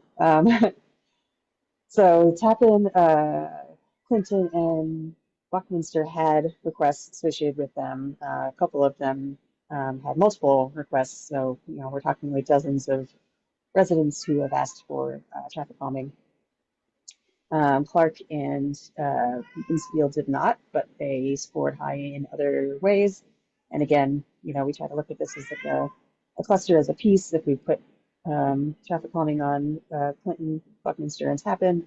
Folks who try to go around it on Clark and Beaconsfield. So we try to do this comprehensively. And this is the plan that we started out with. Brought it to the neighborhood meeting, had, I think it was like an hour and 45 minutes of comments. There was some really helpful feedback. And some of that is incorporated here. Just real quickly, I don't know if you can see my cursor, but some don't block the box markings here at Dean and Clark were suggested. We're going to do that. Daylighting this crosswalk up here at Tappan and Gardner, Garrison, I think. It's the first one after Beacon Street. I'm going to daylight that crosswalk so people can, drivers can see pedestrians in that crosswalk a little better. And we're evaluating a few different intersections for stop signs. I'll get more to that in a moment. But all those squares are proposed speed humps, except for these gray two are speed humps that actually already exist on Clinton. Examples of what speed humps look like, if you're not familiar with them. They are not speed bumps. Those are like very tall and rigid. You have to go over them extremely slowly, like less than 5 miles per hour. That's not what we're talking about. The ones that we're looking to install have a design speed, or excuse me, an advisory speed of 15 miles per hour, and we will sign that, just like you see on the left-hand picture, so people know the speed they should be doing when they go over that. There's also some pavement markings associated with it, as you can see on the right-hand side. We won't do the full pavement markings for each one because we don't want to overwhelm people. We won't do a sign at every speed hump. We might do speed humps ahead, and then there's a series of them or something like that. So that we're, again, not overwhelming people with signs. This is just an image of the extended markings, which we want to have just kind of at the very first speed hump on the street. Again, not at every single one. That would be too many pavement markings for this kind of condition. But we will have the chevron. That part is required by the federal standard. It's just the arrow on the speed hump itself. Those will be on every single one. So these 3 locations are where we are doing some analysis to determine whether always stop is warranted by federal standards. Those were, you know, a lot of people asked for 4-way stops at a lot of these locations, and these are the 3 that we thought could pass warrants. So we're working on that, and if they do meet warrants, then we will include that as part of the project. We received a lot of feedback on all this stuff, mostly in support for sure. Also some suggestions on how we might change or update the plans. So we definitely got a fair amount of folks saying that the speed hump spacing was too close, that there were too many speed humps. We did follow best practices to do that, to place these. So the best practices say anywhere between 200 and 500 feet is kind of a sweet spot. You don't want them so far apart that people are just going to speed in between. Kind of defeats the purpose. And of course, we avoid, you know, driveways or manholes and things like that we obviously don't want to speed hump right on. Other suggestions were those radar speed feedback signs, and we love that idea. We actually were looking into doing some of those around town anyway, so we're going to add those into the project in a couple locations.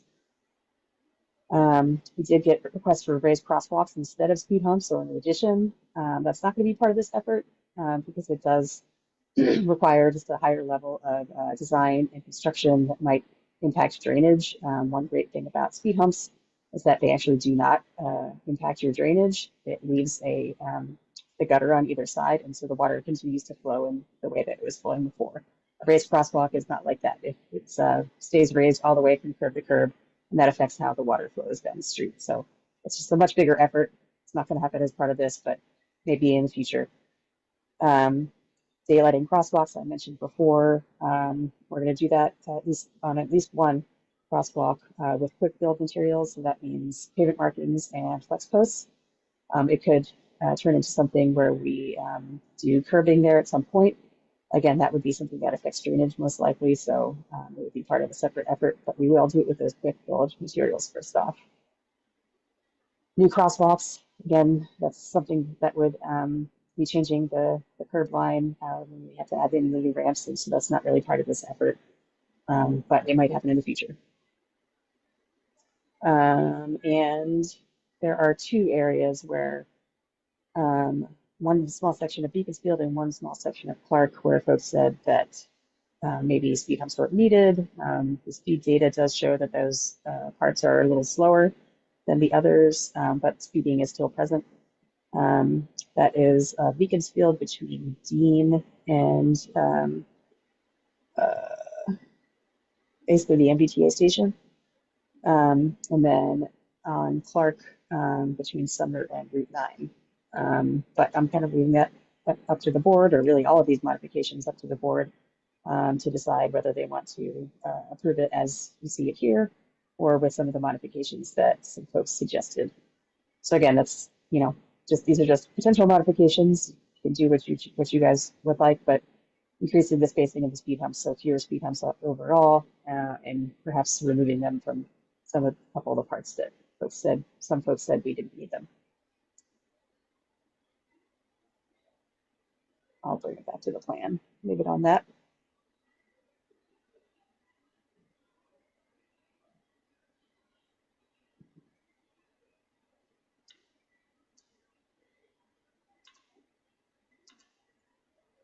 Thank you, Amy. Sure. Sorry, I'm here. I just was unmuting. Thank you, Amy. This is great, and I'm really delighted to see our traffic calming policy that was just approved this year starting to be implemented.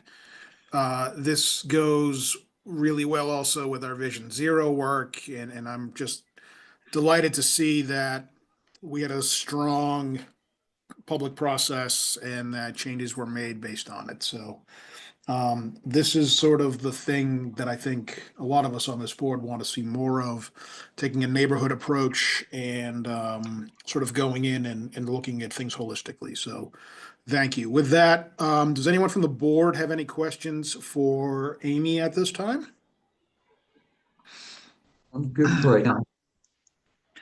Sorry, Richard? I'm good for right now. I'm shocked.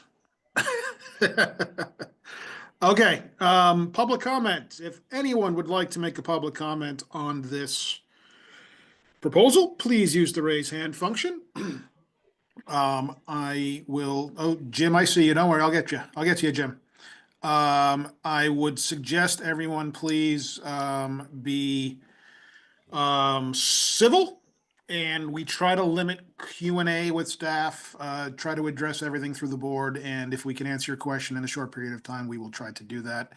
Mr. Jim Lee, I'm going to start with you because all you do for the town, Jim. So go ahead, please. Thank you. Thank you. I just want to say that, you know, this item was brought up for the first time before the commission last week when T-Board Liaison Nancy Moore told us that this was going to be on the agenda. And so the Commission on Disability hasn't come up with a formal plan or response to it. But I do want to let you know that there were some concerns. Specifically, wheelchair users said that if the sidewalk is not in good shape, they tend to go to the street. And if they go to the street and there's a speed hump or a speed bump, it could be a virtual roadblock for them.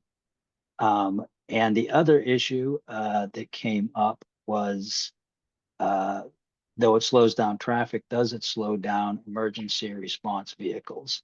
So as I said, this was not on our agenda, so we cut off the conversation at that point. And we do plan on putting it on the agenda for September. So September 10th, we do plan on putting it on the agenda, and we'll probably have a more detailed response at that time. And I will certainly invite anybody to come to that meeting who would like to make comment. But I just wanted you to be aware of where we stood at this time. Thank you, Jim. Thank you. And thank you for all you and the Disability Commission do for all of us here in Brookline. We appreciate it. Thank you. Okay, so I'm going to try to call on folks in the order in which I see hands. If you have trouble using the raise hand function, it looks like everyone has managed to do that. So, okay, cool. So we're going to go to the first hand I saw, which is Moshe Ben Akiva. Please go ahead, sir. Yeah, it's Moshe Ben Akiva. I live Apologies, on. thank you. No, it's okay. It's not so bad. I live on Buckminster Road, and then not far from the intersection of Buckminster and Sumner. And so, from a traffic safety perspective, I am mostly concerned about that intersection and the speed of the traffic coming into this intersection, either from Route 9 or from the high school, from Tappan. And so the Amy, I think, mentioned the consideration of additional stop sign at that intersection. And I understand that more drastic measure to slow down traffic going through intersection maybe is not part of this effort. But it seems to me that the solution to some of the intersection here, essentially in the perimeter of the cluster that was identified here, is to have rotaries or, traffic circle, like the kind that was built at the intersection of Gardner and Blake, not far from here. And so it seems to me that traffic rotary forces traffic to slow down as they come to the intersection. And I think the existing plan, although I have no comments about specific humps, it seems to me there are a lot of humps, but very little is done at the intersection to slow down traffic at the intersection. I think the additional stop signs that were mentioned are critical. Thank you, sir. Appreciate your comments. Ms. Ring, go ahead, please.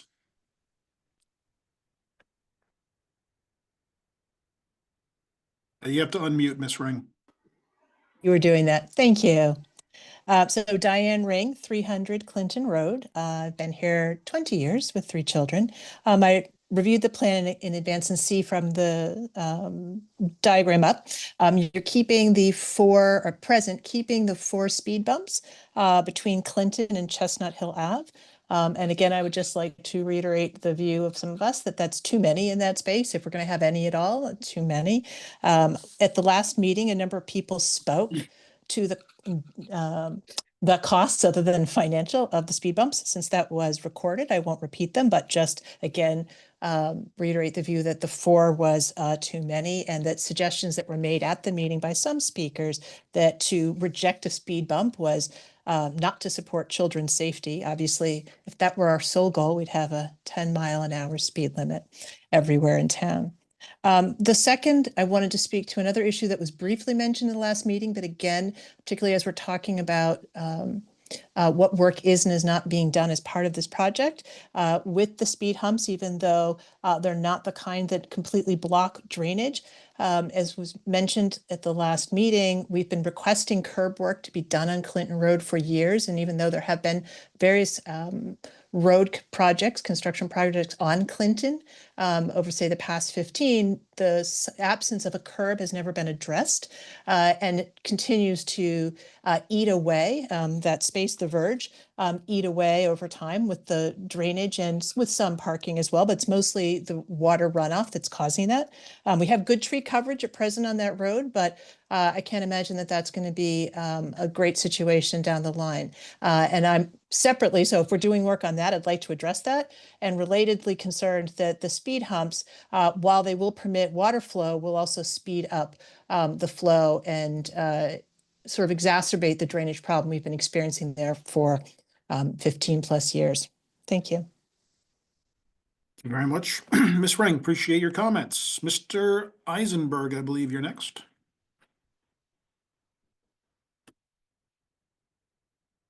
David Eisenberg?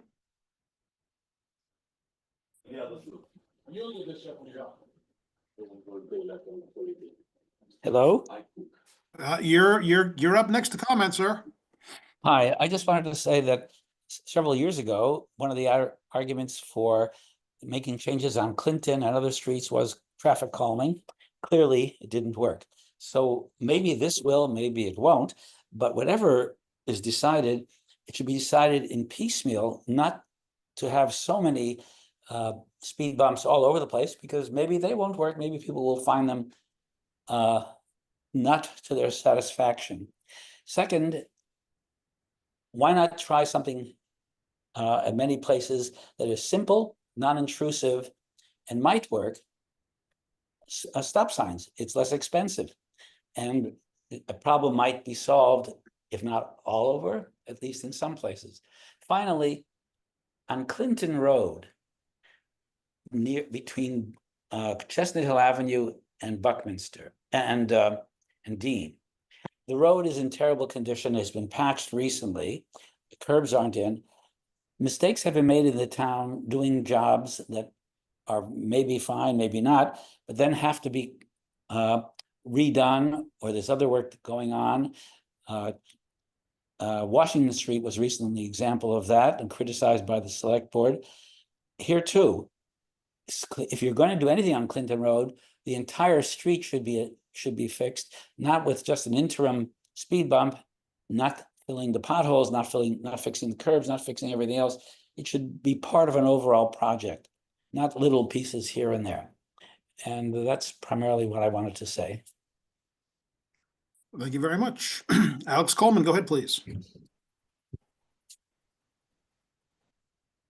I'm done, Laura. Okay. Yes. Hi. Thank you for all the work that everybody's put in on this. I did submit some written testimony to the scheduled but canceled for electrical outages purposes meeting. But I live at 244, 246 Tappan Street, which is right where speed bump number 5 is located. I've been here since They attacked one of the guys? number 5 and on Tappan Street. And I've lived here since 1982. And so the speed has gone up and up and up. I recognize that it's a big issue. I have a couple of concerns. One is the placement of it doesn't accommodate where the houses are. It does, I heard Amy present about the driveways and about other, things, but if you're putting a speed bump right in front of the properties, it interferes with noise. If you place it between the houses, so when you place it, for example, I'm at 244, 246. I have a disability that I need to be able to access on-street parking if I go to the grocery, not to have to carry stuff for any long distance. So, and there are other people on the street who I know are even older than I am and who have similar situations. If you place if you're going to put as many as you're putting, and if you're going to place them there, my suggestion is that you place them in between the houses. And the same thing with the signage, because, for example, Comcast several years ago put thermal bundles right in front of all the windows on facing Tappan Street and block the view. If they placed them a few feet one side or the other, it wouldn't have affected me. It wouldn't have affected my neighbors. So that's another consideration. As far as Tappan goes, the intersection with Gardner Road is particularly problematic. It's further down the street. I'm looking at the map. I don't know if it's number 7 and 8, I believe that might be right at that intersection, but there's some new construction there, and there's a driveway on Gardner Road that comes right out into Gardner. And so if anybody's backing out of their garage or moving out of their garage, somebody's turning from either side from Tappan, that's dangerous. The cars are going either down the hill quickly or up the hill quite quickly, and that's a very dangerous intersection right there.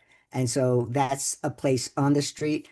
Another place on Tappan, if you're going to reduce some of the speed bumps, there's a curve I think it's around number 3 on where it shows up. And that's another part of it that's particularly precarious because you often can't see around that curve very well. Another consideration is that of snow removal. There's no tree line on Tappan. The caterpillars only go on the side of the even side, which is the side further east. So the Department of Public Works and many of the residents at my end of Tappan Street before Beaconsfield Road, it narrows somewhat there.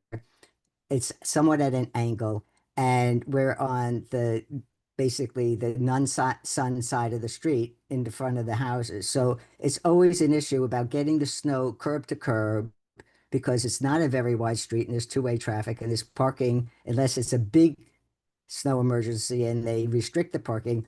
So it's a difficult thing because there's nowhere to put the snow that's on the sidewalks. And I'm concerned that even though the drainage may be good, I don't know how that will affect, 1, plows going over it, and 2, when it's compacted and there's snow in the way. So I don't know whether that's been a consideration in considering this plan or not, but I would suggest that it might be.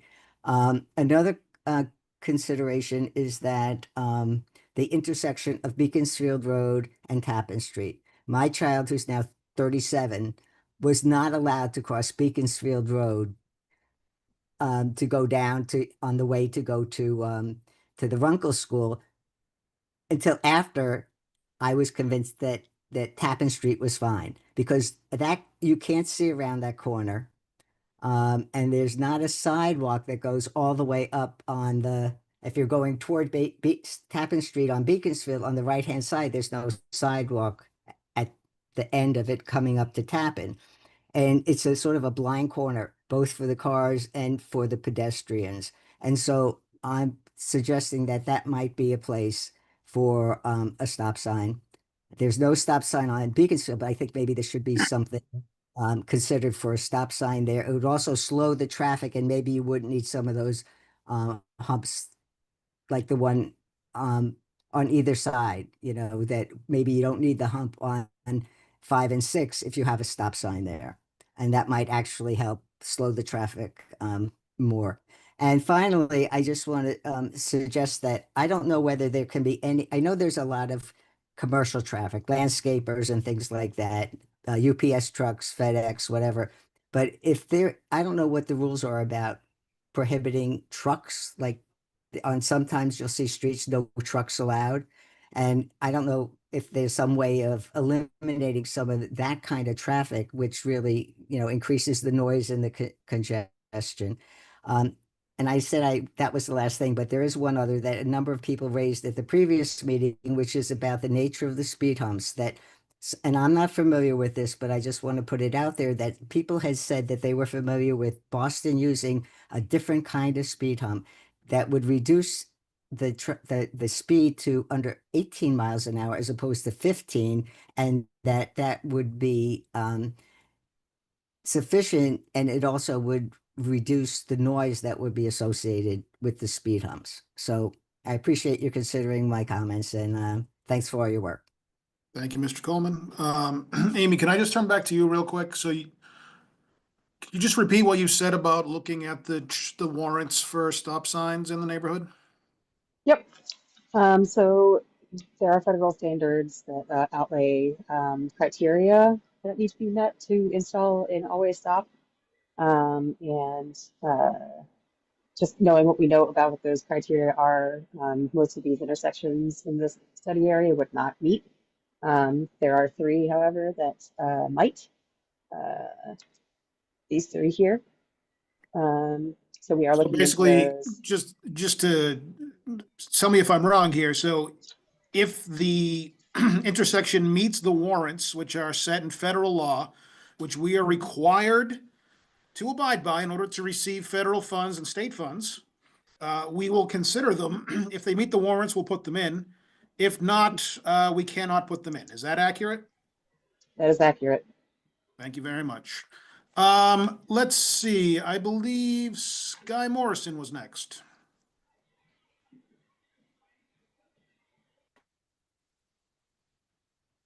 Sorry, Sky Morrison Kramer, excuse me. I just saw your name there. Got it.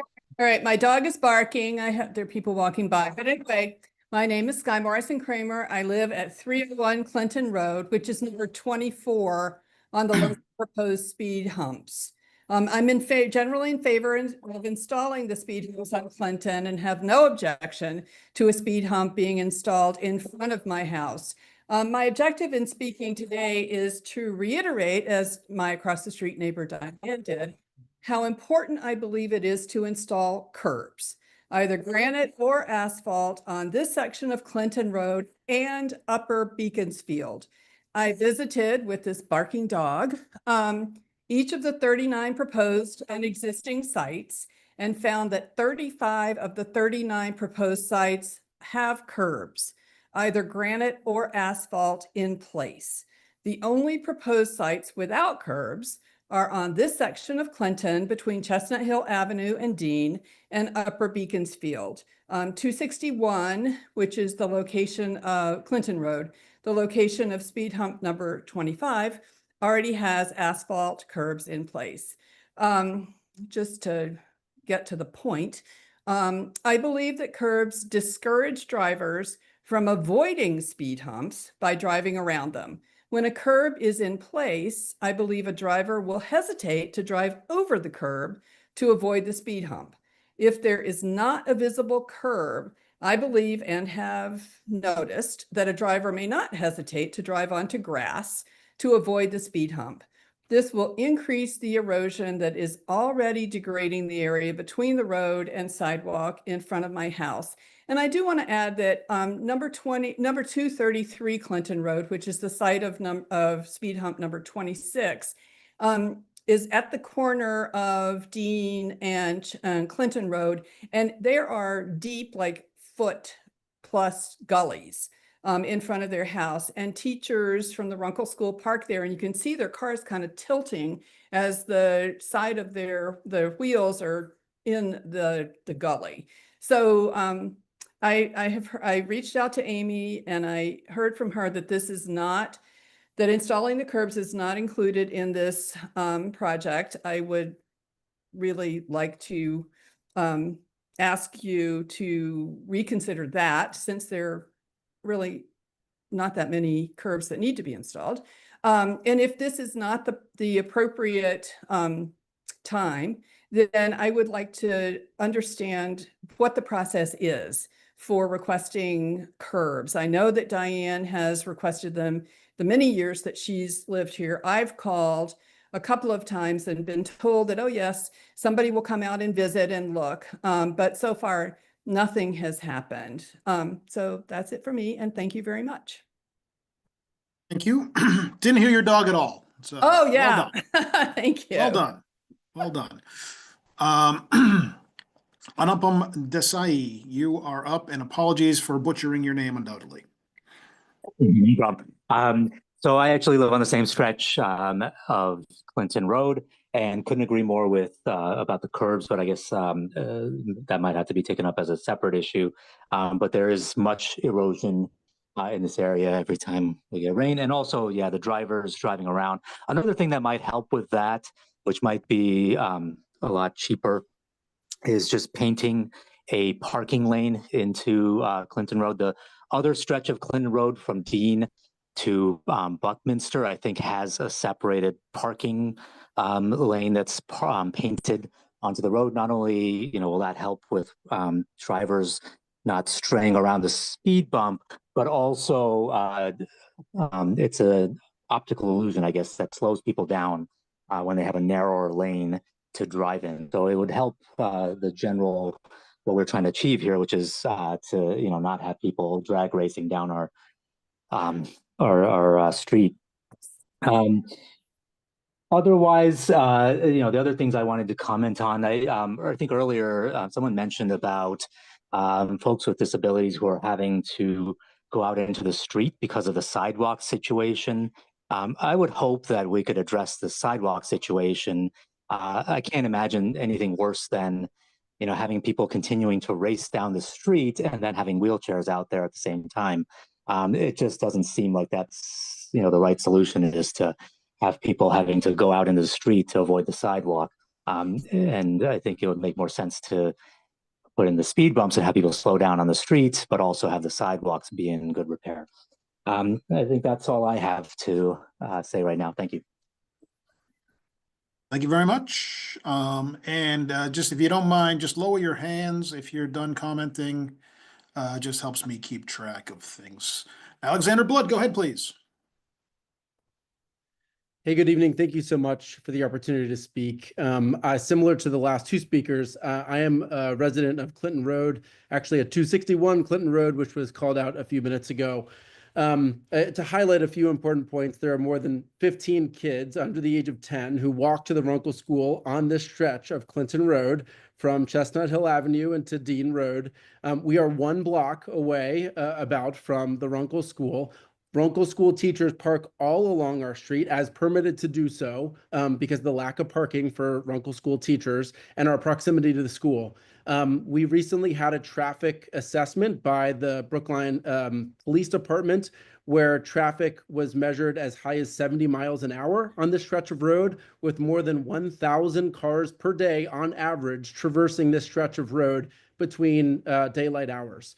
The average speed of cars, where the speed limit is 20 miles an hour, was over 30 miles an hour. And I do disagree wholeheartedly with my neighbor on Clinton Road, who felt that it was safe, easy, and not at all a trouble to have kids running around Clinton Road on sidewalks and near streets where cars are frequently speeding more than double the posted speed limit and at very, very unsafe speeds, even when there are crosswalks and other mitigation measures present. I have brought this up multiple times, as have my neighbors. I really am very much in favor of these speed bumps, and I don't think acting with any sort of delay is in our benefit or the community's benefit. I agree it would be nice to have curbs. I really am distraught and have sent Amy and many other members of the Transportation Division videos of the rainwater frequently eroding with any sort of storm, the limited remaining and crumbling curve and roadside that we have where cars park to go down to the park on Clinton Path right next to posted speed, proposed speed hump 24. We have people all the time parking to go play tennis, parking to go to the park, parking to go to sporting events and other activities. It is a very high traffic area. And because of all those people going to the park, many of whom are kids and children, that crosswalk gets an enormous amount of traffic, not only during school hours, but also on weekends. So I really think that this is a necessary intervention to slow down the extremely unsafe speeds at which we're seeing cars race through our neighborhoods while we're trying to let our kids walk on the sidewalks and down the street to see their friends and neighbors without fear of somebody hopping the curb or not looking up from their phone when there's somebody or a child in the crosswalk. So really just emphasizing this, I think, is an urgent safety need that I think we should address. Thank you. Thank you, Mr. Blood. Beth Epstein, go ahead, please.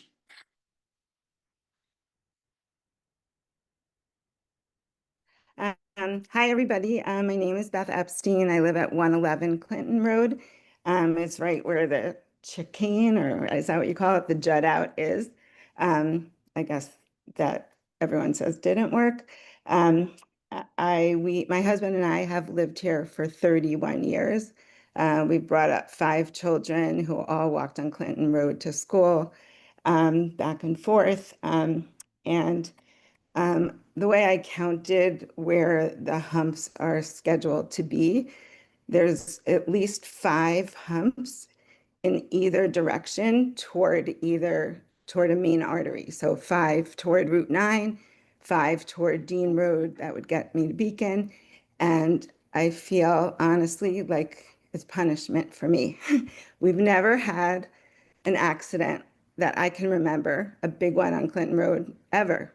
We've never had a police officer who's sat here for more than 5 minutes, whose job was checking the speed. They were here for construction, but they've never been here and like show up on Waze, like, is a police officer still there?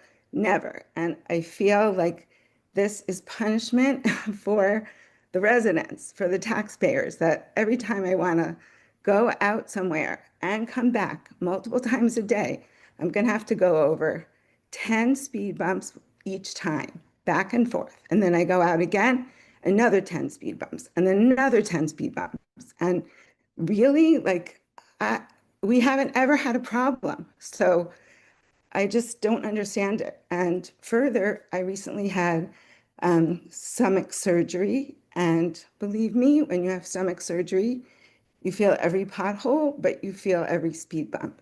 And I think you have to have some consideration, regardless of what the standards are, that people here, it's a medical area, there's all kinds of things happening, and there's other considerations. And I think if there are going to be speed bumps, there's way too many. And we don't have to listen to every one of those rules, and maybe do it so we add some later if we find that it's really not working. But I honestly also feel that it's going to lower our property value, because who wants to buy a house where they have to go out 10 speed bumps each time they leave their house and come back?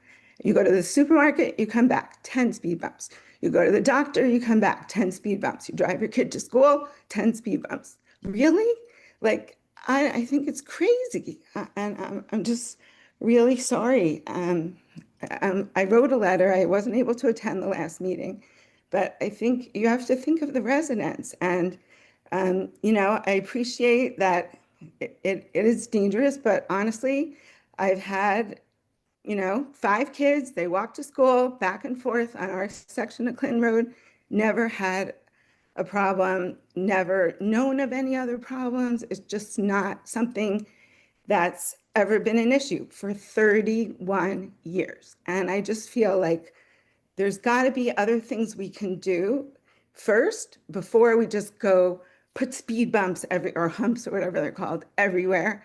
And you got to think about the residents and how is it going to be for you? Do you really want to have 10 speed bumps every time you go and come from your house, times multiple times a day, times every day of the year, times 3? Like, it's nuts. I don't know. So anyway, thank you for listening. I hope you reconsider or modify, but I just wanted to let you know how I felt. Thank you. Thank you very much. Appreciate your comments. Thomas Slavin, go ahead, please. Hi there.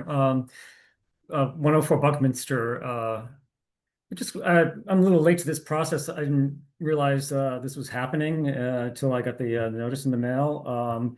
But what's the price? What's the price for this project? How much is coming out of taxpayer dollars, and how much is coming out of whether state or federal funding as well? So just wondering. Quick question. So we'll try to get the answer to that. Do you have any additional comments while we're looking that up? Having lived here for 33 years, I kind of agree with Beth's previous comments. My kitchen window looks right out onto the Clinton-Buckminster intersection, and I can't ever say that I've seen an accident here. And yeah, it's over 33 years, the traffic has definitely increased, as everyone knows who lives in the neighborhood. And the concept that when I look at this map and see how many speed bumps there are going to be in the neighborhood, and how many speed bumps I'm going to have to go over, have to pass over to go to Star Market on Beacon Street, or head over to Whole Foods in Brighton. It seems excessive, but to Beth's point, I haven't seen any problems, and with accidents. I totally understand the fact that people do speed around here, and that's a safety issue. But from a resident standpoint, it seems excessive, the number of speed humps you're proposing here. So that's all I have to say. Thank you. We're still, when we get the cost estimate, we'll let you know. Christine, I believe you, I'm sorry? Okay, I can speak to that. Oh, go ahead, please. Sure. So it's not an easy answer right now. Like, we we won't do this work ourselves. We put it out to bid for a contractor to do it, so we don't know the exact price. Currently, like I mentioned at the beginning of the presentation, we do have an annual bit of funding that comes through our capital improvement program for traffic calming. And currently, we have about $435,000 to spend on speed hump and traffic calming related interventions. So we put up this plan based on a very, very conservative guess on how much installing one speed hump might cost. I'd say it's very conservative because we looked at a few past projects and what the speed humps costed there, but they were projects with like 2 or 3. When you do a whole bunch of them like this, the cost will go down, but I didn't know how much exactly, of course. So I just made this very conservative estimate. And then once we put it out to bid, we will actually know what that per speed hump cost is. And we will, look at other roads accordingly and use up the money, basically. Okay, so did I hear you correctly? You said roughly you're estimating at 435,000? 135,000 is the total townwide budget available for traffic calming in the next fiscal year. The project, if it is approved, will be put out to bid. We'll get it competitively bid, and they will select not necessarily the lowest cost, but the most competitive cost based on a variety of factors. So we don't actually know right now because it hasn't gone out to bid yet, and this would be the first. Okay, so it's pending to be determined. Yes. Correct.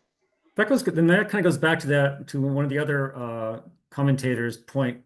If you were going to do this, wouldn't it make sense to test it on a smaller portion to see if it actually does work before you implement, I mean, I can tell you, sir, 40 this has speed been bumps? tested for 25 plus years. We've had them on Welland Road in my neighborhood since at least 2005, maybe 2006. Mhm. And they certainly work well there. So I take your comments, I take your point, but I just would gently push back and say these have definitely been tested. Same and, density, same it level of works. density, Excuse me? the same level of density. Well, Welland Road is just off Tappan Street. So is it the exact same? Probably not, but it's really similar. No, I'm talking about the number of speed humps on the street. I don't know how long these streets are, so I can't do the math in my head right now, but there's 2 on Welland and they work there. That's all I can tell you. Okay. All right. Thanks. Thank you, sir. Let's see. Lost track of who was next. Christine, I believe you were next. Yes. Hi, everyone. Thank you for making time to listen to our comments, and I really appreciate everyone who has shared so far. I live at 180 Clark Road, and I am here as a parent of a young child, 19-month-old, and also I commute via the Green Line, and so I walk Clark Road daily to get to the Beaconsfield stop. And I would say I'm pretty shocked at the level of speed of traffic that comes through. It regularly makes me gasp, both on my own commute and especially having a little guy moving around, and we've got lots of kids on the street. We also have lots of foot traffic for kiddos walking to the elementary school. So fair to say I'm pretty invested in whatever it takes to slow people down. And I think we heard some pretty alarming data. I literally gasped out loud at the 70 miles per hour. So that, that is definitely shocking. It sounds like we're all, in agreement that something needs to happen, and hopefully we, if it's the speed humps that are tripping everybody up, maybe there's something else that we could do in the meantime. I just think, in the interest of everyone, whether it's children, commuters, our senior population, our disabled population, just that level of traffic and that speed is very worrisome. I really appreciate the comments that were shared about, folks who've lived on the street for a long time and have never witnessed accidents. I would say I could not make this up if I tried. Literally yesterday, driving to pick my son up from school or his daycare in Newton, I personally witnessed 2 accidents on my way there. So I think we can, we need to meet the needs of the moment, which is also that we know distracted driving is up. There's a lot more traffic on the road than there was previously. Like the state of the roads around us is just different than it was before. And I hope that there's something we can do about it. Thank you very much, Christina. Let's see, James and Christina. I'm sorry, I can't see your last name on the screen. You know who you are. Thank you. Can you hear me? Yes. Good evening, Transportation Board and fellow town members. My name's James Chacos, and I'm a resident of Clark Road here in Brookline, where I live with my wife and 2 children, William and Zoe. We've had a number of opportunities to provide feedback on the traffic calming plan, so I'll try to keep this short. As you've hopefully seen in the feedback, signatures, drawings, letters that have been submitted, there's abundant support for speed humps on Clark Road and the surrounding area. The proximity to the high school and T mean that cars are regularly exceeding the speed limit and creating an unsafe environment for our children. Since this project started, we've even learned from other residents about fatal accidents on the street. Just these past 2 days, I've been rollerblading and scootering with my 2 kids and have been passed by the same motorcyclist on both days going about 50 miles an hour just feet from us. Dangerous drivers know they can speed on our street as is. On spacing, on Clark, for example, this proposal has 9 humps over a street that's a mile long. That's 220 yards between humps. That's 2 football fields between humps. At the end of the day, some residents want fewer speed humps, some want the same, some want more. We believe that we should trust the experts and trust the analysis. As Brian said earlier in the call, there's no such thing as perfect information. And so we'd like to thank Amy, Dan, and Sam for this important work that they've undertaken. We wholeheartedly support the plan and appreciate the data-driven and comprehensive approach that you all are taking. On behalf of William, Zoe, and the many other children on the street, we thank you sincerely for this project. We consider this a huge service that you're looking out for us. We thank you for your dedication to the safety of our children and look forward to what is hopefully an approval of this plan tonight. Thank you. Thank you very much. Adrian Bressler, go ahead, please. Hi, I'm Adrian Bressler. I live on Tappan Street. I'll be brief. I'm not opposed to speed humps, but I do think that there's too many in the plan. There's 8 for Tappan Street. And I think that if the numbers could be reduced, it would be beneficial. I'm concerned, as one person had mentioned earlier, about fire and police response time. A few weeks ago, when the transformer outside blew up, was set on and was on fire, the fire department was here in less than 5 minutes, and I'd like to think that that would continue. I also had a question about snow removal in the street. If the speed humps would impact the truck's ability to clear the snow from the street. But again, I want to reiterate, I think it would be great for the drivers to slow down on Tappan Street and the other streets. I just think that this is too many on the street. Thank you. Thank you, ma'am. We'll try to get you the answer on snow removal. In the meantime, David Danning, go ahead, please. I can speak to that too when. Oh, yeah, just let's have Mr. Danning give his comment and then we can do that. Sure thing. Okay. This is David Danning. I live with my wife, Nancy Wagman, at 11 Clark Road. We are between Route 9 and Sumner. I just wanted some clarification on one thing. We did submit some written commentary, so I don't want to waste anybody's time. Just to clarify, you are or are not considering a 4-way stop at the corner of Sumner and Clark? Yes, we are. Or not Sumner and Clark, sorry. That's this one here, Sumner and Buckminster. So it's I see, but yeah, I see that one. But how about Clark and Sumner?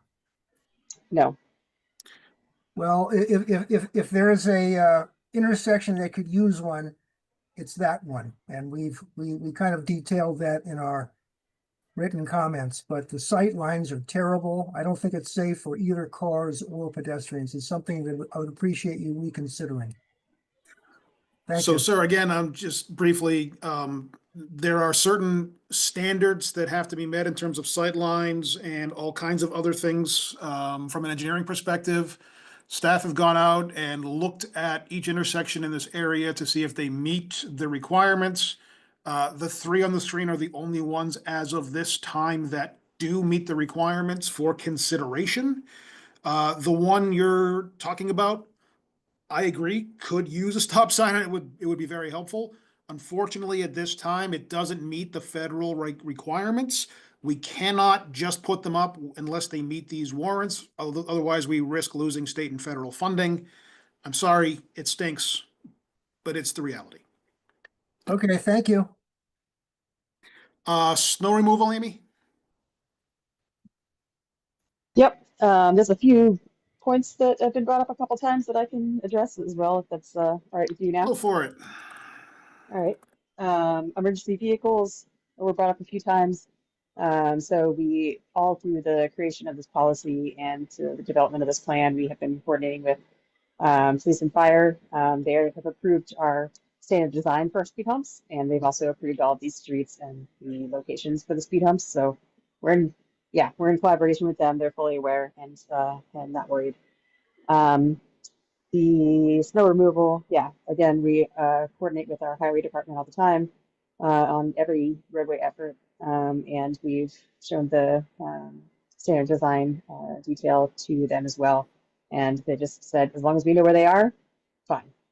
So it really should not be an issue. They can pull up the cloud just a little bit when they get to the speed humps. Thank you very much. Lisa Stutz, go ahead, please.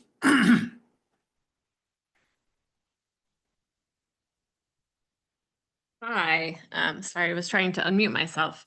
And first of all, thanks everyone for the perspectives that you've shared so far. And also thanks to the team here that has done quite a bit of research clearly to think about the best mechanisms to ensure that we have safety in the neighborhood, and also identify locations where it could make sense to implement more calming measures.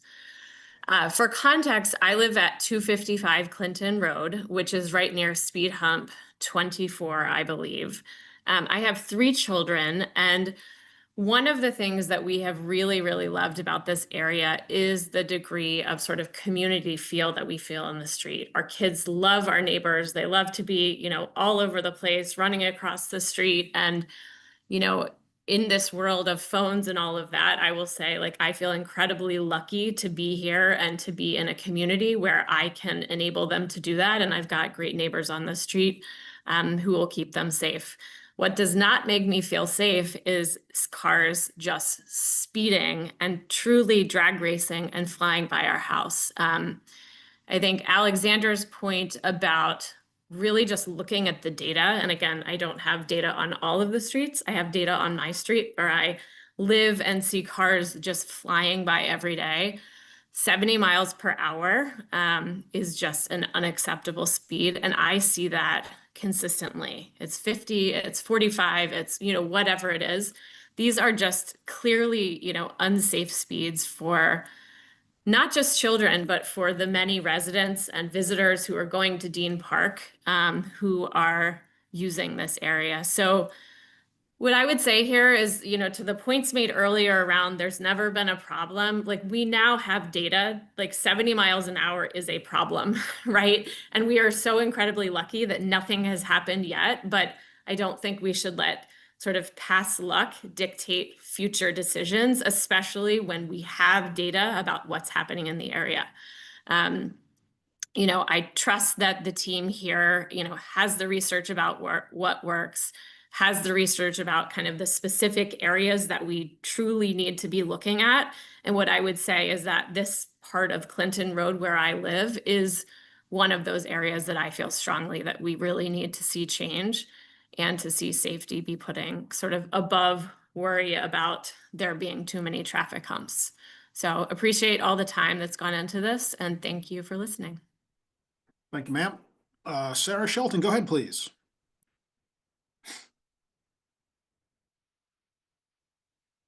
There, can you hear me? Sure can. Oh, great. I live at 76 Beaconsfield between 10 and 11 speed bump. And I'm gonna request something for speed bump 9. This is a did you know that we're currently working with the landscape architect of Parks and Open Spaces to put in a pollinator garden close to where 9 is. And we're also working with a water engineer to capture the runoff from all those streets that creates Beaconsfield Lake sometimes. Speed bump 9 is very close to where all this is happening. And we just want you to coordinate. I'm not saying just don't do it, but coordinate with DPW and Aaron Kramer, Parks and Open Spaces. He's landscape architect, so that, you know, we're not working at cross purposes. That's all. Well, thank you, ma'am. So traffic, the traffic division is part of DPW, so Yeah. I assure you they work very closely with their colleagues. And we will ensure that that happens on this particular project if it goes forward. Okay, thank you so much. Thank you, ma'am. Rebecca Wu, go ahead, please. Hi. Can you hear me? Yep. Hi, thank you. My name is Rebecca and I live on Tappan Street, and I'll be brief as well because I know it's late for everyone, but thank you for everyone's perspectives tonight. Thank you, Amy, for putting together this proposal. And I just want to say I wholeheartedly agree that speed humps are needed on Tappan Street. Cars also fly down the street all day, every day. I work from home and I just see cars literally flying down the street both directions.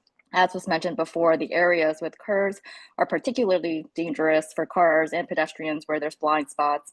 So I wholeheartedly support this and hope that this will be approved as well. Thank you. Thank you very much, Ms. Wu. Let's see here.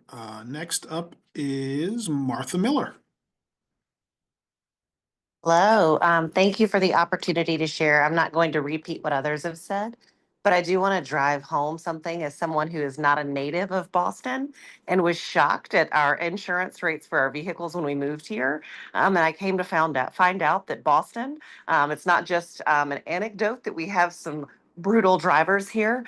Boston drivers are 3.5 times more likely to get into crashes than other drivers in the national average. And a lot of those crashes happen on neighborhood streets. It's a sobering figure, not just for my wallet, but for the fact that we have now 3 young children on Clinton Road, and we watch how fast those drivers come by.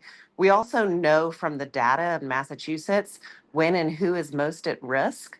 And those pedestrian fatalities peak between October and March, when all of us are wondering, why are we commuting to and from work in the dark? That is when we also see a really high incidence. And then 40% of those crashes happen during rush hour. People are trying to get home. No one means to hit anyone. No one ever dreams they're going to be the driver that causes it. People believe they're driving within their own limits. What they don't know is if there is a child or someone elderly who may not have the quick reaction time to jump back out of the way. And speed is the single biggest factor in determining whether or not an accident becomes a fatality and a real tragedy. And, pedestrians hit at 20 miles an hour have a 90% chance of survival. But at 40 miles an hour, that chance of survival drops to 10%.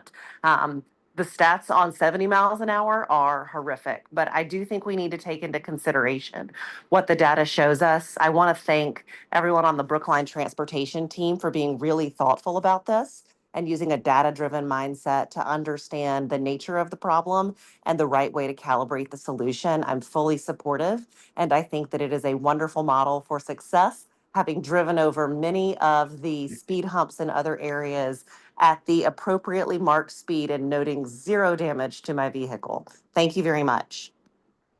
Thank you very much, Ms. Miller. Dave Porter, go ahead, sir.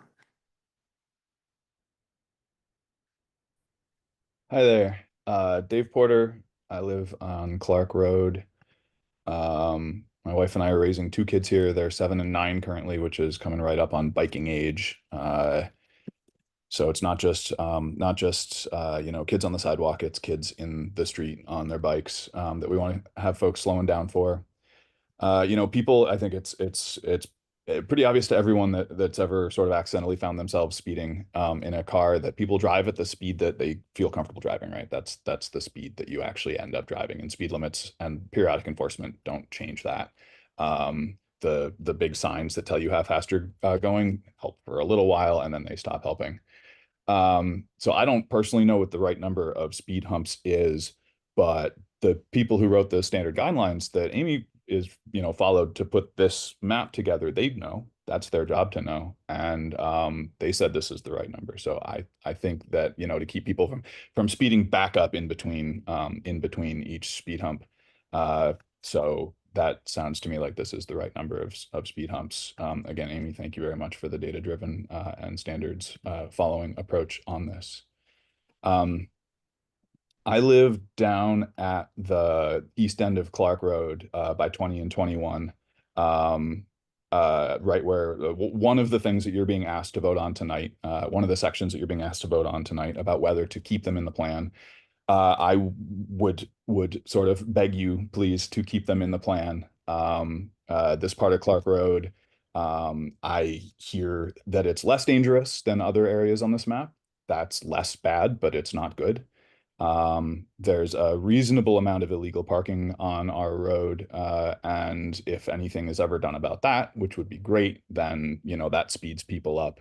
I see people going faster than I'm comfortable with, faster than I want my kids dealing with when they're biking. And so I want to thank everyone for this plan. It looks like a good plan. I want to encourage the board to please vote tonight in favor of all of the humps. Thank you very much. Thank you, Mr. Porter.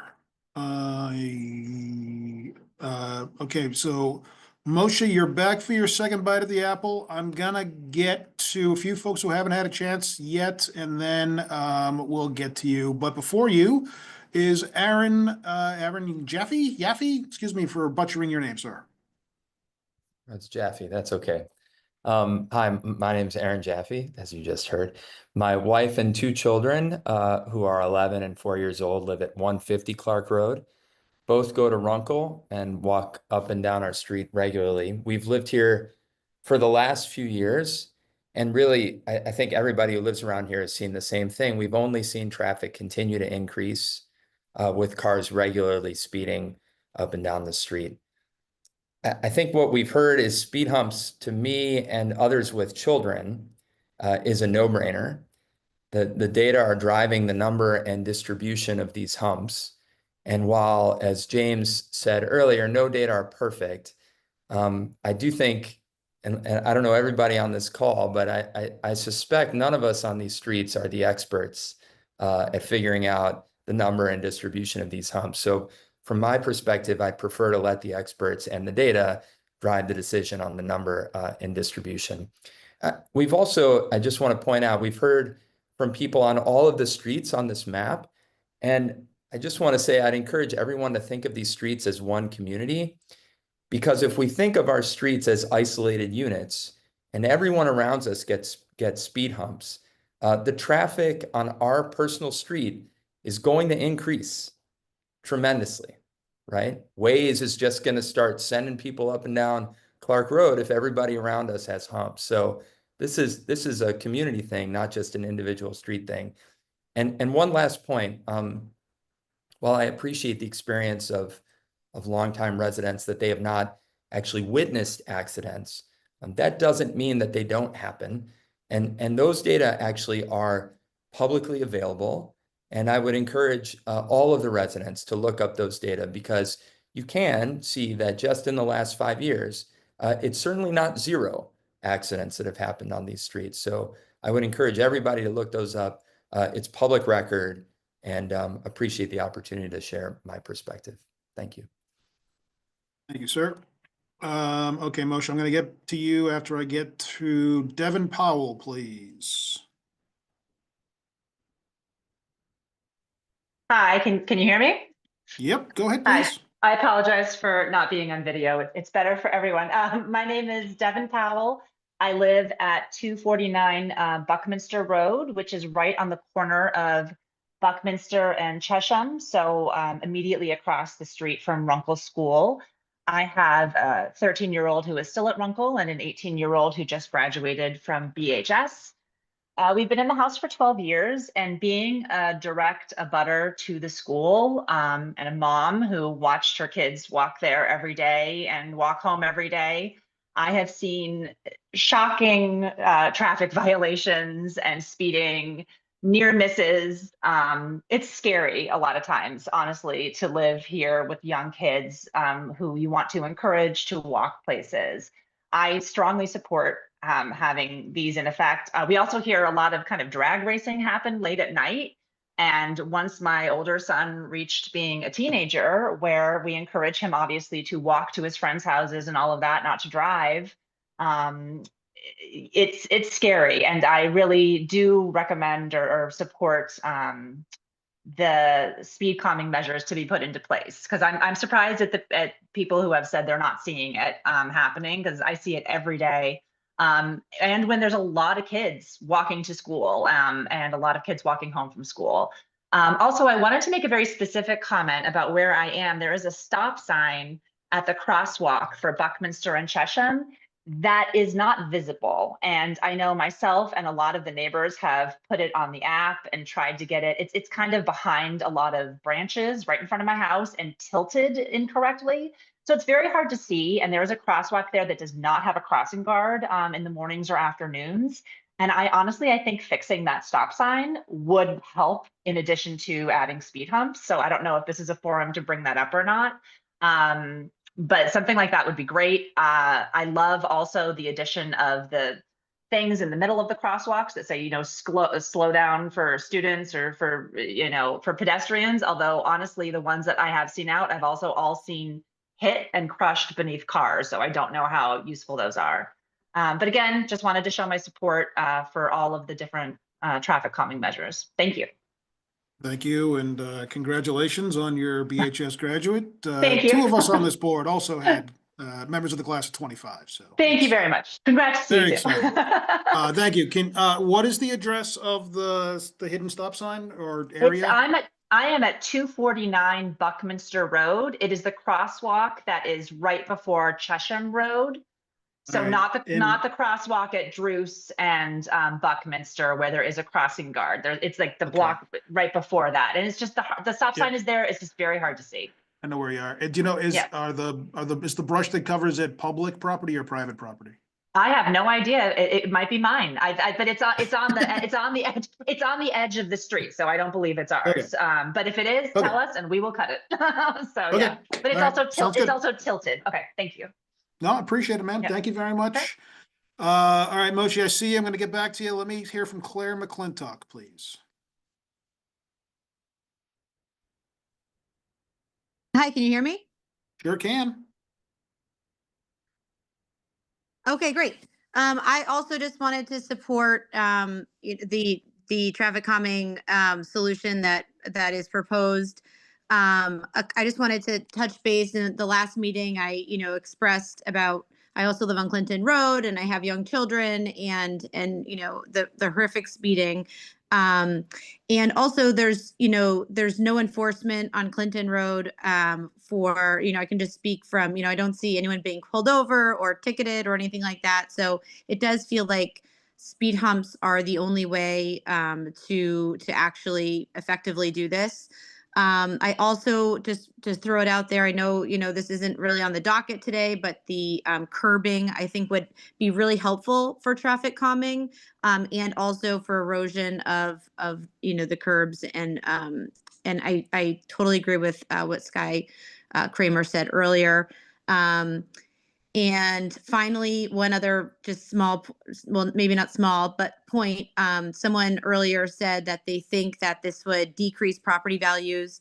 I'm a real estate agent in the area, and generally, in my experience, buyers value non-busy streets where, cars don't go flying by and where it feels more walkable and community, and to have kind of this swath of Fisher Hill be kind of this, more quiet, slow, more community feel, I think is actually going to increase property values. And so I'm, strongly supportive of all of these measures. Thank you everyone for your time and comments. Thank you, Ms. McClintock. Okay, Moshe, thank you for your patience. Let's hear from you again, please, sir, and then we'll move to David Trevette. Okay, I just have a brief comment about what was said about federal stop sign warrants. And so 2 comments. First, it's just a guideline. So there's all kind of local consideration that can enter the decision whether a stop sign is warranted or not. Second, about the stop sign at Clark and Sumner, I think the answer was that it does not meet the minimum sight distance requirement. But my understanding is that sight distance or required sight distance is a function of speed. So if you slow down the speed of the vehicles on Sumner and Clark, then the required stop sign, required sight distance for a stop sign is smaller, shorter, and stop sign can be justified there. So I'm not convinced that about the dismissal of a stop sign at that intersection because of sight distance. Brian, may I jump in real quick? No, we're good. We're good. We're going to move on to David Trevette. David, go ahead, please. David Trevette. Okay, thank you very much, Ryan. David Trevette, I'm the chair of the Pedestrian Advisory Committee, but I'm speaking for myself. But I will say that in my 8 years of involvement in the Pedestrian Advisory Committee, I've become acutely aware the single most important thing that one can do to reduce the risk of injury and death to pedestrians or all vulnerable users from vehicle and pedestrian crashes is to reduce speed. It's dramatic. Other speakers tonight have made many good points, and I appreciate all of them taking the time to do that. I wanted to just basically comment and ask a question about one particular point. I don't have much experience with the specific speed bumps that are being proposed for this neighborhood. I have experience with some very high speed bumps where my son lives in Providence, Rhode Island. Those you have to practically crawl over. But I'm more familiar with Winchester Street that I drive along frequently, where frankly, if I'm at 20 miles an hour, I barely notice the speed hump. I think it's actually a raised crosswalk, but it's the same sort of thing. And I would hope that what we're talking about is something that if you are in fact driving at the speed limit or at the recommended speed, and they can be slightly different, but many of these streets may be 20-mile-an-hour streets. We're increasingly trying to make our residential streets 20-mile-an-hour streets, and I drive 20 miles an hour along Winchester, and I barely notice that I'm going over a raised element. And so I'm hoping that it won't turn out to be as horrible as people are thinking, that somehow there's this horrible thing, these grand, barriers to their getting around back and forth. That in fact, you drive at a steady pace and you barely notice as you're going over them. But they, in fact, my first involvement 10 years ago, the studies we were shown said that if you didn't space them fairly close, then people, in fact, they get over one hump and they speed up even worse going further down the street. So you have to space them fairly frequently in order to get a controlled, steady speed. And once you do that, then you get a controlled, steady speed, and that's safer for everyone. So I'm generally supportive of these kinds of elements. So thank you very much for the opportunity to comment. Thank you, David. Holly, go ahead, please. Hi there. Thanks for putting all of this together, and really I appreciate all of the data and all of the work that's gone into this plan. I live at 166 Clark Road and I have 2 young children. We're outside all the time, and I personally walk my daughter to school at Runkle every day. So I see firsthand very high, very alarming, very dangerous speeds consistently. So I'll keep it brief. I just want to express my support to the traffic calming plan. I think the data, shows that we need to do something. And instead of waiting for something terrible to happen, I'd hope that we could, be proactive about it and do something about the dangerous speeds that people are driving. Thank you. Thanks very much. Okay, I want to turn back to Amy. Amy, you wanted to make a comment with respect to Clark and Sumner. Yes, that's correct. I noticed I made a small error when I made this little map here. This circle should actually be here. So that gentleman that was talking about Clark and Sumner was correct. Actually, it is Clark and Sumner, this location and this location. The plan itself is correct. I just put that circle in the wrong place when I made the presentation, so I apologize for that. Again, it's Clark and Sumner. So to be Sumner clear, and Clark and Sumner meet the more, we think they might meet the warrants for a Yes. stop sign, and we will go through the process of seeing if that is the case, and if so, we will come back to this board for a stop sign. Is that accurate? That is correct. Okay, so Moshe, you're right, as I knew you would be. I drive through there all the time, so we're gonna look at that intersection, and if it meets the criteria, we'll probably put a stop sign there. So that's good news, I guess, if you like stop signs. Okay, Amy, did I cut you off early? I'm sorry, do you have something else to say? Nope, that was all. Thanks. Oh, cool, thank you. Okay, last call for public comments. All once, twice. Oh, Moshe, you're back, sir. Go ahead. Yeah, Amy, did you say that you removed the circle from the Sumner Buckminster intersection? You moved it to Clark and Sumner? Because then Yeah. I would object to that as well. No. So this one right here, this top one is in the wrong place. It should be here. Can you see my cursor? Okay. That's Tappan in Sumner. I'm sorry. Yeah, that one is not correct. This one is, it should be here at Sumner and Clark, Okay, not at. but the Buckminster and Sumner remains. Correct. Okay. I thought that you moved that one to the Clark and Sumner. So No, okay, sorry. That's okay, confusion. good. Okay. So with that, I'm going to close public comment on this item. We had a robust conversation, I think it's clear to say. I want to turn back to my colleagues on the Transportation Board now to see if anyone has any further questions or comments for the staff on this plan. Before I do that, though, Amy, can you just help me understand one more time the thinking around the spacing between the speed humps? It's been mentioned that there's too many. It's been mentioned that this is the right number. Just talk a little bit about how you got to the spacing and the number and the location, please. Yep. So we did some digging of our own, looking at both studies online of different locations all across the country that have implemented speed humps.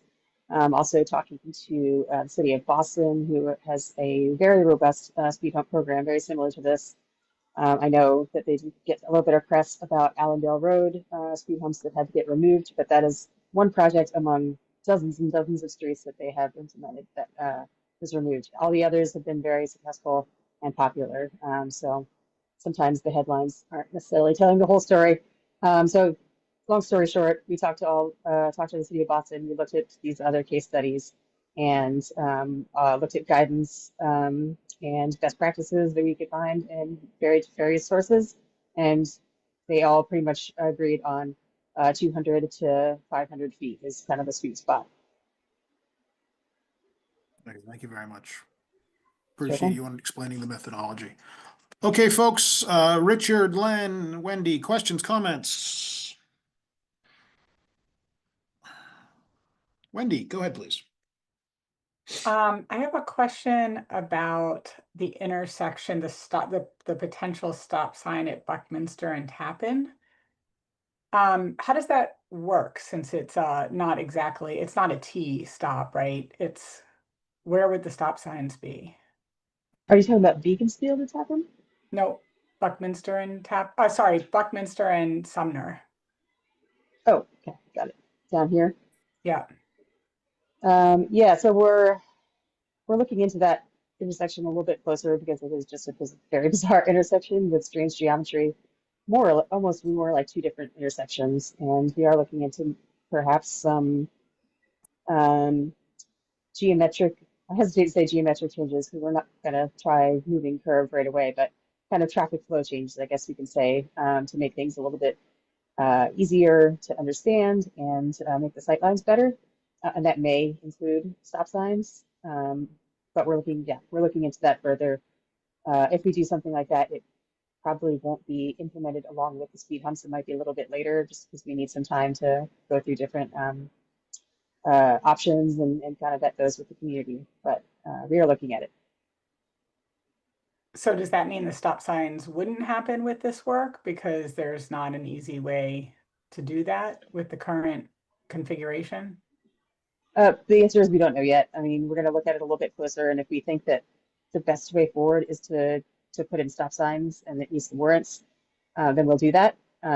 If we decide that some reconfiguration is better, then we'll go that route, and it'll be a little bit later. Okay. And then I'll just say I'm glad that you made an error and that there is potentially a stop sign at Clark and Sumner. I think I agree that the sight lines are really poor there and people go around the curve kind of quickly. So if for some reason that stop sign can't happen, then it would be great to consider some traffic slowing, like maybe it needs a raise, a speed hump there because it is hard to see and can be fast moving and heavy traffic. Yeah, so when I mentioned earlier the process we have to go through for the bidding and getting the actual price, that we might be able to add some additional streets, either in this neighborhood or others. Blake and Sumner are on that kind of list of like on deck. If we're able to spend more, then we'll, obviously we'll come back and do some engagement on those two streets. But it would be great to be able to add those to the whole package. Thanks.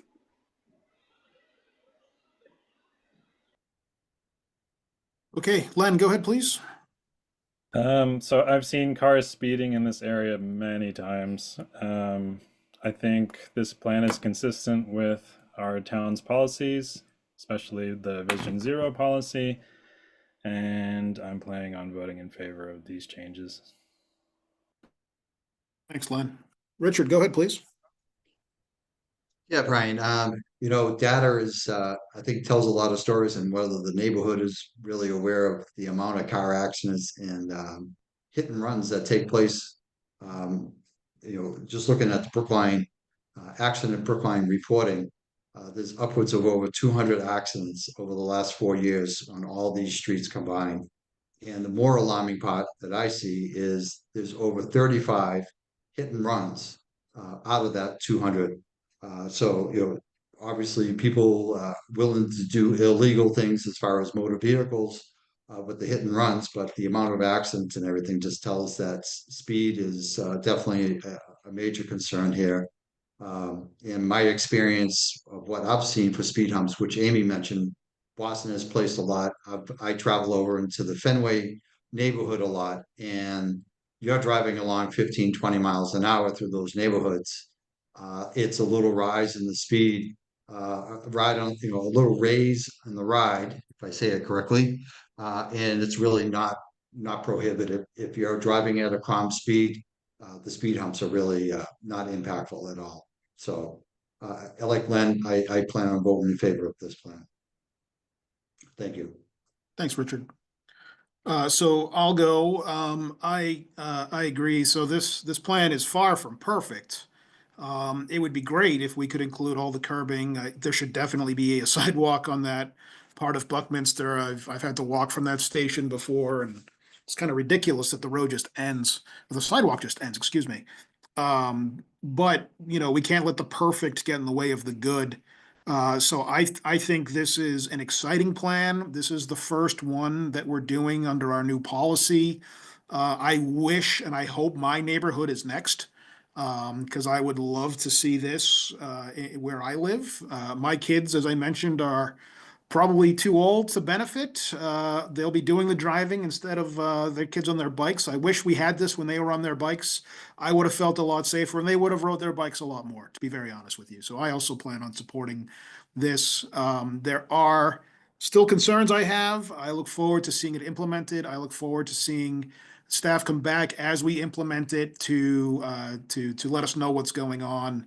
And help us understand where we can make some additional improvements if they become necessary.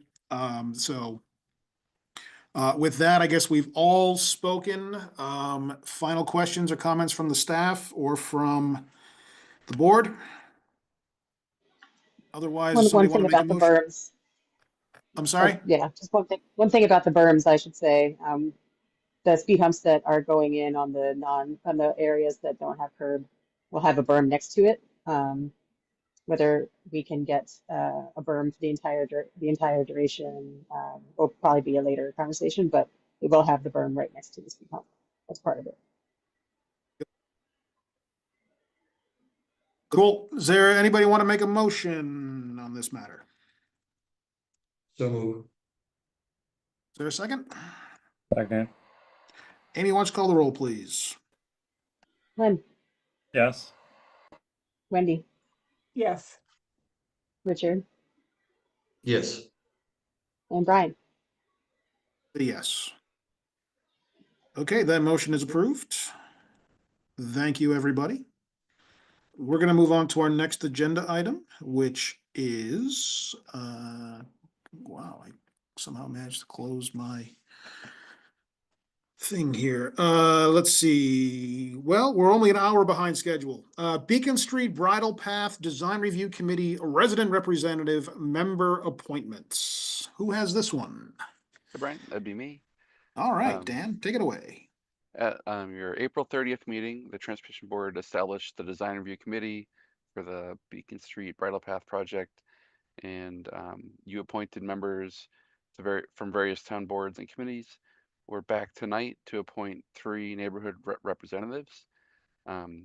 Nancy and Len interviewed 5 out of the 16 neighborhood applicants, and the ones we focused on were direct abutters to Beacon Street that were in the major districts. So that was St. Mary's, Coolidge Corner, and Washington Square. And then from those interviews, Len and Nancy have put forward Brian Ladd to represent Washington Square and Upper Beacon, Rachel Slade to represent St. Mary's and Lower Beacon, and Stephen Kimball to represent Coolidge Corner and Corey Hill. And I think Brian Ladd is in the audience, and he can introduce himself and his support for the project. And if there's any questions, I can answer those as well. Hey, Mr. Ladd, do you want to say something? Sure. Yeah, Brian Ladd, I live on Beacon, right at the Englewood stop. Precinct 13 town meeting member, historian of urban design, and newly member of the advisory committee. And by the way, I've just learned a whole lot about speeding cars in my precinct. And I look forward to joining you. Thanks for having me. For being willing to serve. Len, since Nancy's not here, did you want to say anything about the process y'all went through? Not other than I think it went well. We've got 3 new members who I think are very well qualified for the work ahead of us.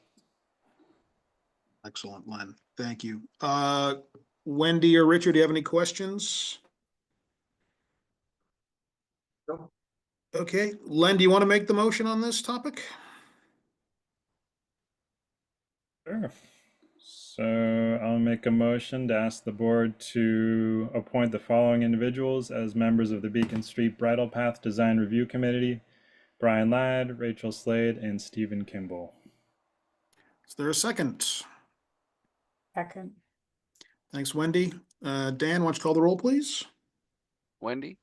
Yes. Len? Yes. Richard? Yes. And Brian?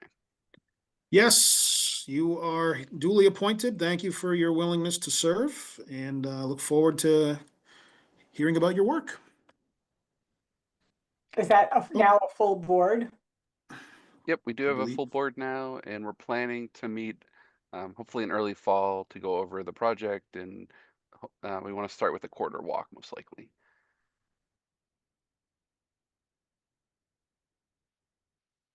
Awesome. Okay, other business, item 6. Is there any new business that anybody wanted to bring up? I just wanted to mention that what we just went through with the traffic calming is kind of the model that we need to continue to follow. I think it makes a lot of sense to look holistically at areas or neighborhoods or sections of the town or segments of the town and try to focus on entire areas like that. And we as a board are going to have to do some prioritization soon to give staff direction on kind of where to go next with the next sort of tranche of traffic calming money that town meeting grants to us. So I guess I would ask my colleagues to think about where we should sort of focus on next. I know staff has some ideas based on petitions and various requests over the years, and there have been many, and we've talked about this a lot. So everyone kind of think about that. I think there are parts of town that certainly need our attention. So we're going to have to kind of have a discussion about this sort of formally in the fall and start sort of giving a little bit of direction. So that is my 2 cents on new business. Anybody have anything to add? Wendy? Yeah, can you just remind us, Amy, because I know, so there's this new approach, but also you have this priority list, right? Based on the requests that have come in and various other factors. So is what is what you just said mean that there isn't a next area yet? Or like, how do those two things go together, the priority list and the kind of like looking more holistically like this? So we scored all the streets that are eligible for speed humps in the town, and all the different metrics. One of the metrics was the presence of a request, for the formal request that includes the 10 or more signatures. And so, at least for this first batch, we were really looking mostly at the requests, just because there are so many, and trying to get through that, get through those. Some of them are very old. So that's kind of the approach that we were thinking, at least in the beginning, is to kind of look at the set of requested streets and the highest scoring among those, and kind of make batches. That's how this one became the first one. There's a few other batches in this same type of way that I've identified as potential next. But I, of course, would love your input on those. You know, there's obviously considerations for geography and things like that, trying to give some speed humps to other neighborhoods, that kind of thing. So this other is only considerations. for speed humps and maybe stop signs if warranted. It's not for any other traffic calming measures. So I don't want to throw I don't want to throw stop signs in there officially. We could look at those kind of on their own as they come up. Most specifically because it says right in the MUTCD that the stop signs are not traffic calming. So that was kind of just the thing that was added because it seems like it could happen in a couple places. But yeah, we're focusing on speed humps, but other quick build materials could be used as well, like the flex posts, daylighting, that kind of stuff. Thank you. So maybe for the fall, you could share kind of the next group of priorities, the next bunch of priorities, and we could have a conversation about what might make the most sense to look at next. Sure can. Cool. Okay. Anyone have anything else? So we are meeting on the 30th for a special MBTA subject matter meeting. I don't think we're gonna meet in August. That's the plan right now. I don't want to meet in August. Everyone knows that. Otherwise, we'll do it. We'll be back in September. We're gonna have a busy fall. But again, thanks everyone for all you for volunteering your time here. We appreciate it. And to the staff, thank you for putting up with us. And it's almost 10 o'clock. If anyone's interested, I'm going to be on the Dan Ray show in 20 minutes talking about the tea. So unless you're sick of hearing my voice, and I can't imagine why you would be, tune in to hear me there. So is there a motion to adjourn? So moved. Thank you, God, Wendy. Second. A second. Anyone opposed? Okay, cool. Meeting adjourned. Thanks, everybody. See you in 2 weeks. Thank you so much, everyone. Bye, everyone.